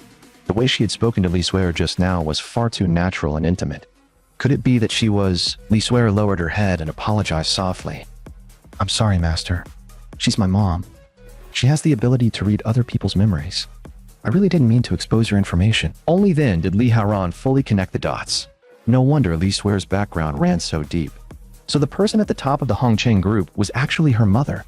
If that was the case, then Li Hongping was basically his... After everything was over, Li Haoran decided to summon the Crimson Castle right there in order to rebuild the succubus village that had been devastated by the meteor strike and to heal the many injured followers. Very soon, the wounds on the succubi began healing at a speed visible to the naked eye. In that moment, Li Haoran had not only saved the entire village of succubi, he had also given them a new home. On the other side, Zhao Yifei looked at Li Shuer with a teasing smile.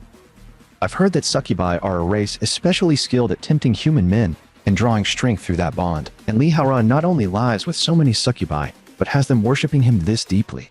That alone tells me he's far from ordinary. Li Shuer clearly knew the truth, but hearing it said so bluntly still made her cheeks burn, leaving her too embarrassed to answer properly. Right as they were still talking, Li Haoren suddenly walked over. Looking at Zhao Yifei, he said flatly, "You didn't go to all this trouble just to ask about pointless private matters, did you?" Zhao Yifei quickly waved her hands and laughed. No. That was just a little personal curiosity. I came to talk business. Can we go somewhere more private? There are a few things I want to discuss with you alone." Soon after, Li Haoren brought Zhao Yifei by herself into the meeting hall inside the Crimson Castle. The moment they sat down, Li Haoren went straight to the point. "You already know my background, and you found my sister too. But instead of using that against me, you came to talk. So I'm guessing you've taken an interest in my abilities and want to recruit me." Zhao Yifei smiled, clearly impressed by how direct he was. "I am very interested in your case. You started as an ordinary person with a congenital condition and no talent to speak of. Yet after being attacked by a beast, you didn't die. Instead, you awakened an extraordinary beast-type power. In a sense, that could be called a form of acquired evolution." Hearing that, Li Haoren paused to think. From their point of view, defining his transformation that way really did make sense. Zhao Yifei continued, "That's why I want to formally recommend you to join the Evolver Association. You carry both human and beast traits, and your abilities could help us handle many missions that ordinary evolvers simply can't. If you agree to join, I can apply for special treatment on your behalf. As long as you and your succubus followers don't actively harm people, the association will grant you official protection. You won't be hunted by state-sanctioned extermination teams anymore.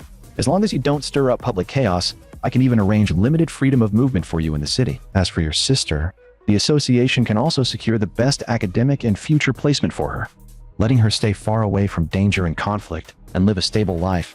That should matter a lot to you, shouldn't it? Think it over." But Li Haoren barely hesitated before answering, "There's no need to think it over. I'm satisfied with the terms you've offered. I accept." In truth, even though Li Haoren could suppress his beast aura and move through human society, the restrictions on him were still severe. With an officially recognized identity, almost everything would become easier. For the current him, that mattered immensely. Zhao Yifei clearly appreciated that kind of decisiveness. She nodded and said, "Good. Since you've agreed, we'll begin with the standard procedure: baseline sampling and an ability assessment." Li Haoren frowned slightly. "Sampling what exactly?" Zhao Yifei took out several specialized vials and scanning tools. "Routine samples, saliva, blood, and readings related to your anomalous energy output. Since what you awakened is beast-type power, we need a full examination." With that explanation, Li Haoren relaxed a little, though he still looked somewhat uneasy. Before long, he provided the first saliva sample, then the second blood sample was collected as well. After that, Zhao Yifei directed him into a specialized examination area for a full-body scan of his energy responses and physical indicators. Watching the values flicker across the instruments, Zhao Yifei's eyes brightened slightly. "So that's it," she thought. "No wonder he can hold so many succubi in line. The beast potential inside him is even more extraordinary than it looks." Li Haoren grew visibly uncomfortable under her gaze and finally said, "If you keep staring at me like that, this is going to get awkward. So, how did the results turn out?" Zhao Yifei said helplessly, "I have to supervise the full procedure myself. That's the only way to make sure every sample truly comes from your body." Li Haoren looked a little speechless, but in the end he could only continue cooperating with the process. Zhao Yifei's face warmed slightly, though she still forced herself to sound calm. "Don't you have succubus followers? If any part of the examination needs assistance, let them help. They're naturally better at taking care of people anyway." So Li Haoren followed her suggestion and brought Monique inside. The moment she heard she was being asked to help with Master's examination, her eyes lit up. She said seriously, "Since Master has entrusted something this important to me, I absolutely won't let him down."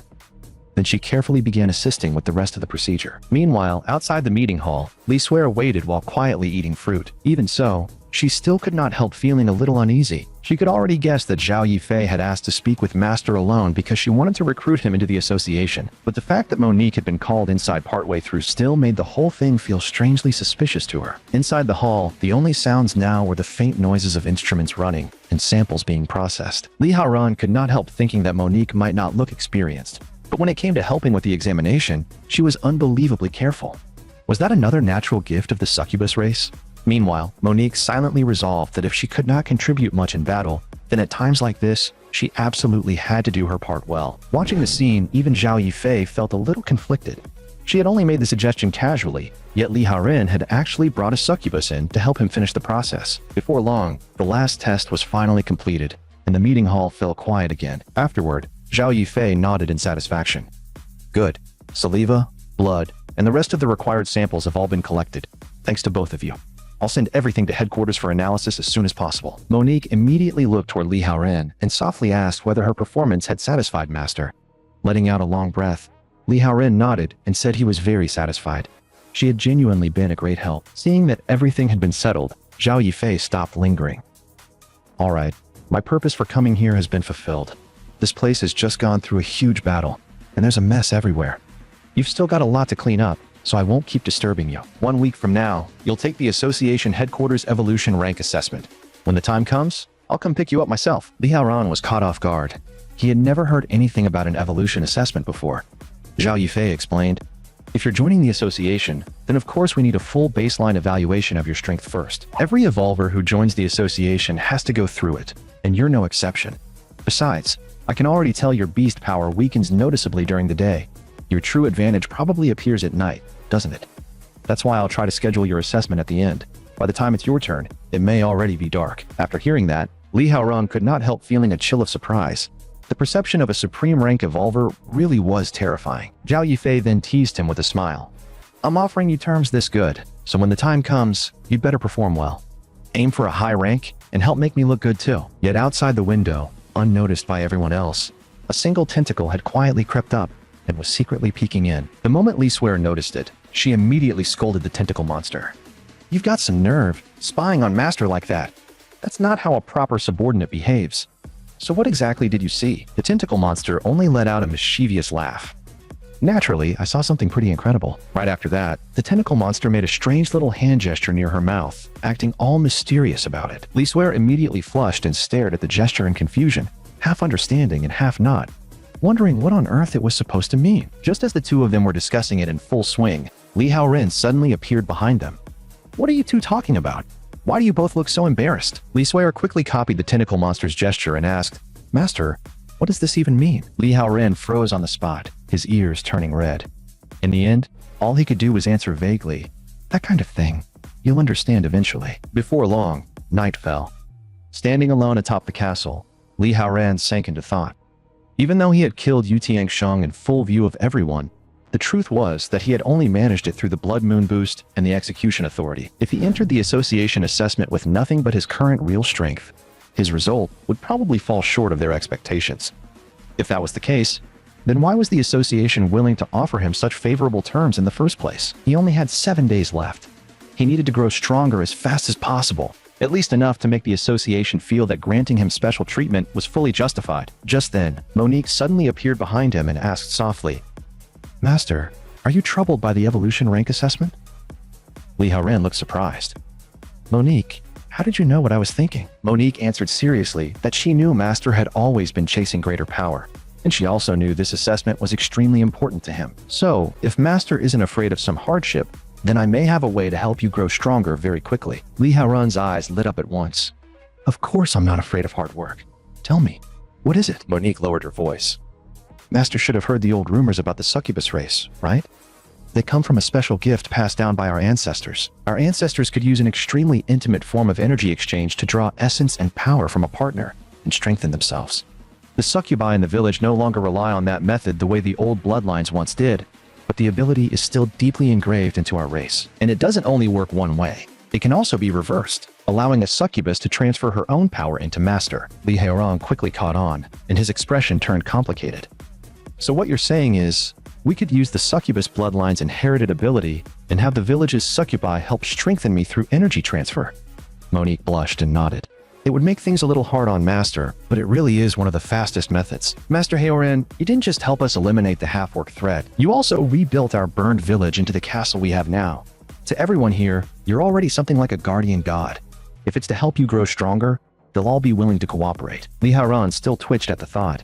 That may be true, but there are 200 succubi in this village. However I look at it, this sounds like it might kill me from exhaustion. Still, leaving such an enormous resource unused right beside him did feel like a waste. I already tried raising the affection of other succubi to the maximum, but aside from Monique, none of them could trigger mysterious rewards, and soul resonance wouldn't form either, which means that if I want to get stronger through them, then this path might actually be the only one left. After a fierce inner struggle, Li Haoran finally nodded with a flushed face. Since you've put it that way, then let's try it first. The moment she received the demon god lord's approval, Monique lit up with excitement. Really? Then I'll go call everyone right now. Before long, A portion of the succubi from the village had gathered inside the castle. They surrounded Li Haoren, each of them visibly thrilled. "Master, you were the one who agreed to this, so you can't say we're taking advantage of you. If this is for Master Haoren's growth, then we'll all do our best." Li Haoren could not help feeling a little tense himself, but he still gritted his teeth and said, "Then come on. Let me see for myself just how incredible the succubus race's gift really is." Soon, powerful waves of energy began rippling through the floating crimson castle. No one knew how much time had passed, but by the end of it, the succubi who had taken part were all sitting weakly on the floor, exhausted yet satisfied. Li Haoren himself was also worn out, and he could not help admitting that Monique had been right. The succubi truly could transfer their power into him this way. The improvement in strength was obvious, but the drain on his stamina and focus was absurdly intense. Yet the instant he finished saying that, the energy he had just exhausted began rapidly returning. Li Haoren froze for a moment, then quickly understood. The Crimson Castle did not merely restore health and mana, it restored the entire body back to its optimal state. In other words, as long as he remained inside the castle, his recovery was practically endless. At the same time, the other succubi were recovering just as quickly. Even after such an intense round of energy transfer, they were already regaining their vitality, leaving them deeply impressed all over again by Master Haoren. One succubus immediately laughed and said, "If Master still hasn't reached his limit, then let's keep going. Don't underestimate what the succubus race is truly capable of." Li Haoren gave a low snort. "I've already gotten a deep taste of how dangerous succubi can be. Fine then, come at me again." Very soon, intense waves of energy once again rolled through the Crimson Castle suspended in the night sky. And just like that, an entire week flew by in the blink of an eye. Right on schedule, Zhao Yufei arrived above the Crimson Castle riding her summoned Luan bird. Standing on its back, she smiled and called out, "Li Haoren, time's up. I'm here to pick you up." Li Haoren stepped out with complete confidence. "I've been waiting for this. Let's go." Soon after, he boarded the Luan bird and followed Zhao Yufei toward the Evolver Association's Alliance headquarters. But along the way, Zhao Yufei kept feeling that the man in front of her seemed somehow different from the way he had been a week ago. Li Haoren only smiled and shook his head. "How could that be? That's probably just your imagination." Yet the moment she heard him mention how he had spent the past week in specialized strengthening training, Zhao Yufei's mind started producing all kinds of messy associations on its own. She immediately scolded herself inwardly. What is wrong with me? Why does my mind keep drifting in such weird directions? Ever since seeing the succubus assist Li Haoren with those examinations before, her train of thought had somehow gotten less and less clean. Seeing Zhao Yufei's face turn slightly red, Li Haoren could not help asking, "What's wrong with your face? Are you feeling sick?" Zhao Yufei immediately looked away. "Quit talking. It's none of your business." Li Haoren laughed silently to himself.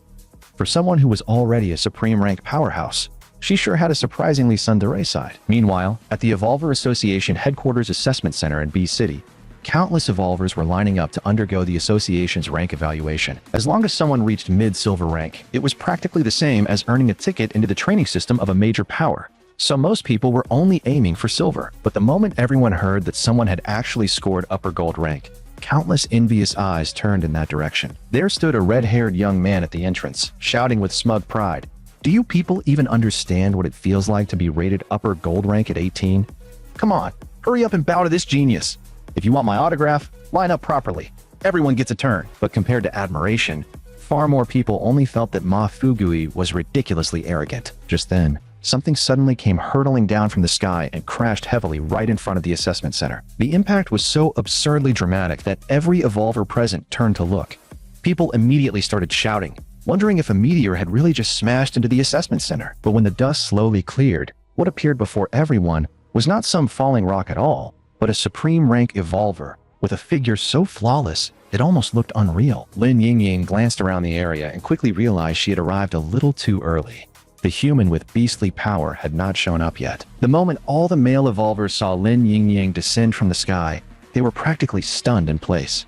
Some of them could not help blurting out that she looked even better in person than she did on television, while others were baffled about why someone of her status would personally come to an assessment center. Even the hopeless narcissist Ma Fugui immediately assumed that news of his upper gold rank evaluation had reached the ears of a true big shot. He instantly started floating, muttering smugly to himself, "Is Lin Yingying here specifically to recruit me? If joining her guild means living in a mansion and driving luxury cars, I guess I can reluctantly accept it." But the moment those words left his mouth, an icy voice sounded right beside his ear. "A person's greatest virtue is self-awareness. In my eyes, Upper gold rank is no different from an ant. That single sentence was enough to make Ma Fuguai collapse to the ground, trembling all over. The chilling pressure in that voice instantly told him that whoever had spoken was another terrifying heavyweight. At the same time, Lin Yingying also noticed the old man standing nearby. She could not help saying, "You? You actually came too?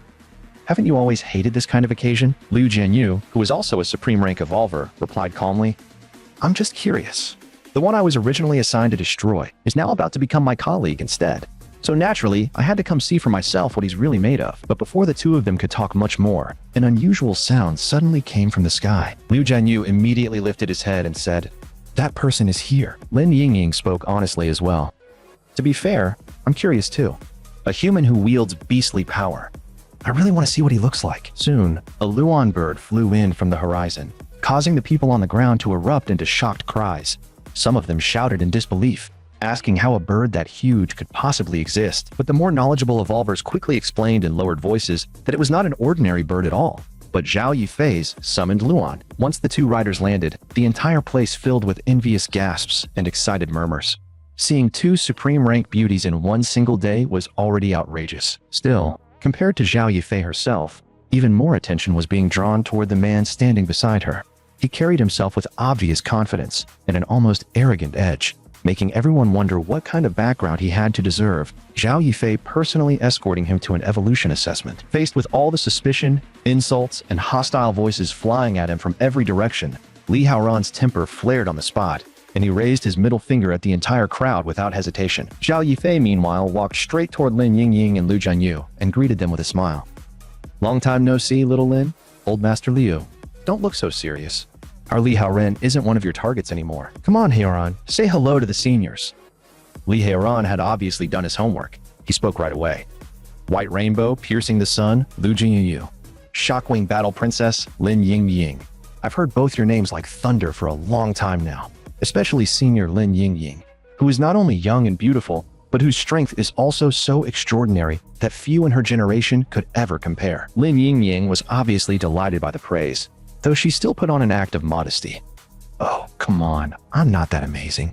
Praising me like that won't make me happy, you know." But at that moment, Liu Jianyu had already slid right in front of Li Haoran and asked with a straight face, "And why aren't you praising me?" Li Haoran instantly choked and could only force a dry laugh.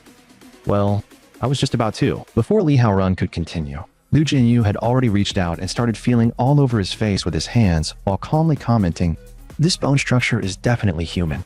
As for looks though, you're still a little worse than I was in my youth. The association inviting you to take this assessment is your good fortune. Otherwise, you'd already be a corpse beneath my sword. From now on, I'll keep a close watch on you. If there's anything wrong with you, I'll be the first one to deal with it." Li Haoran kept a polite expression on the surface, but inside he was already complaining non-stop. "TCH, aren't you blind?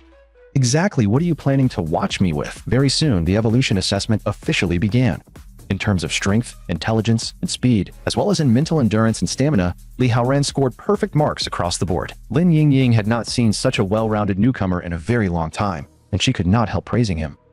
"That's incredible. He actually got full marks on every physical test."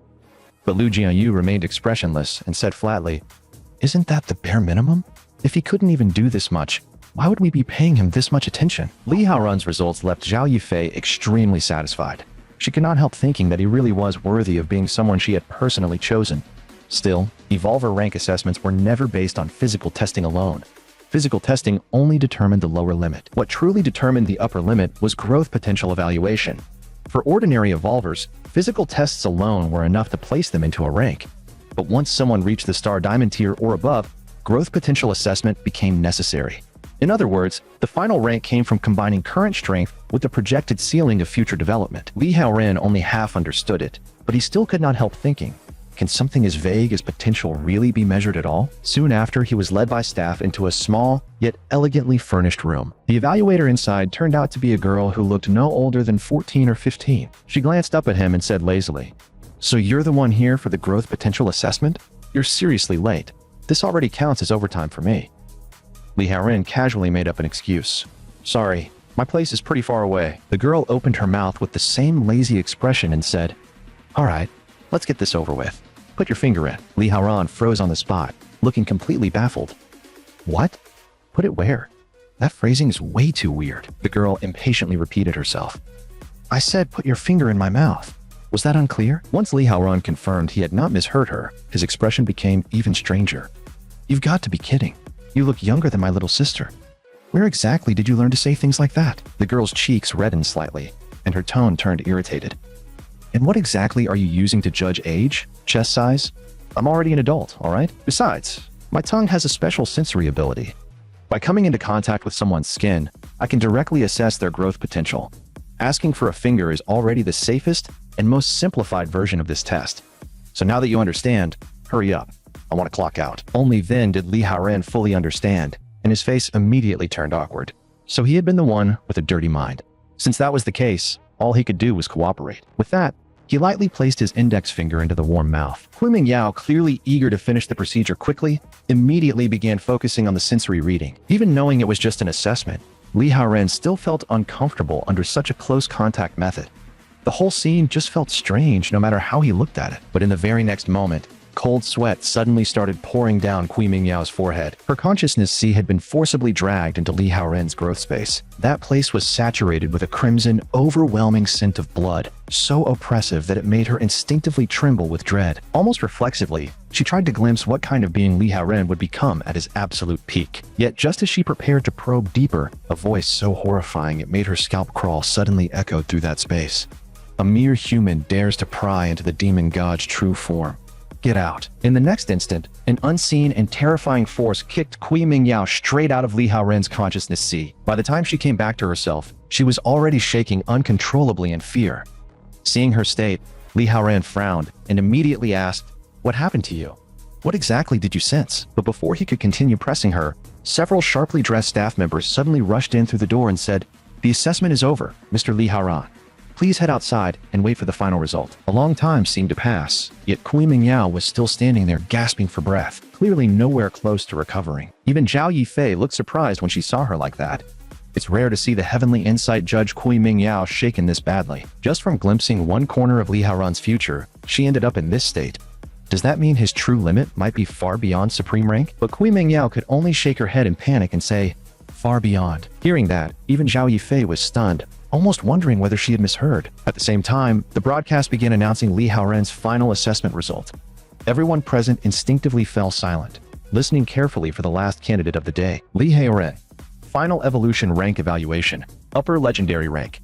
Evolver title granted. Demon-Bane Bloodweeper. Li Haoran was extremely satisfied with that result. It showed enough strength to prove his value, made the association's higher-ups place serious expectations on him, and yet still avoided the kind of uncontrollable commotion that a supreme rank result would have caused. All in all, it suited his usual low-profile style perfectly.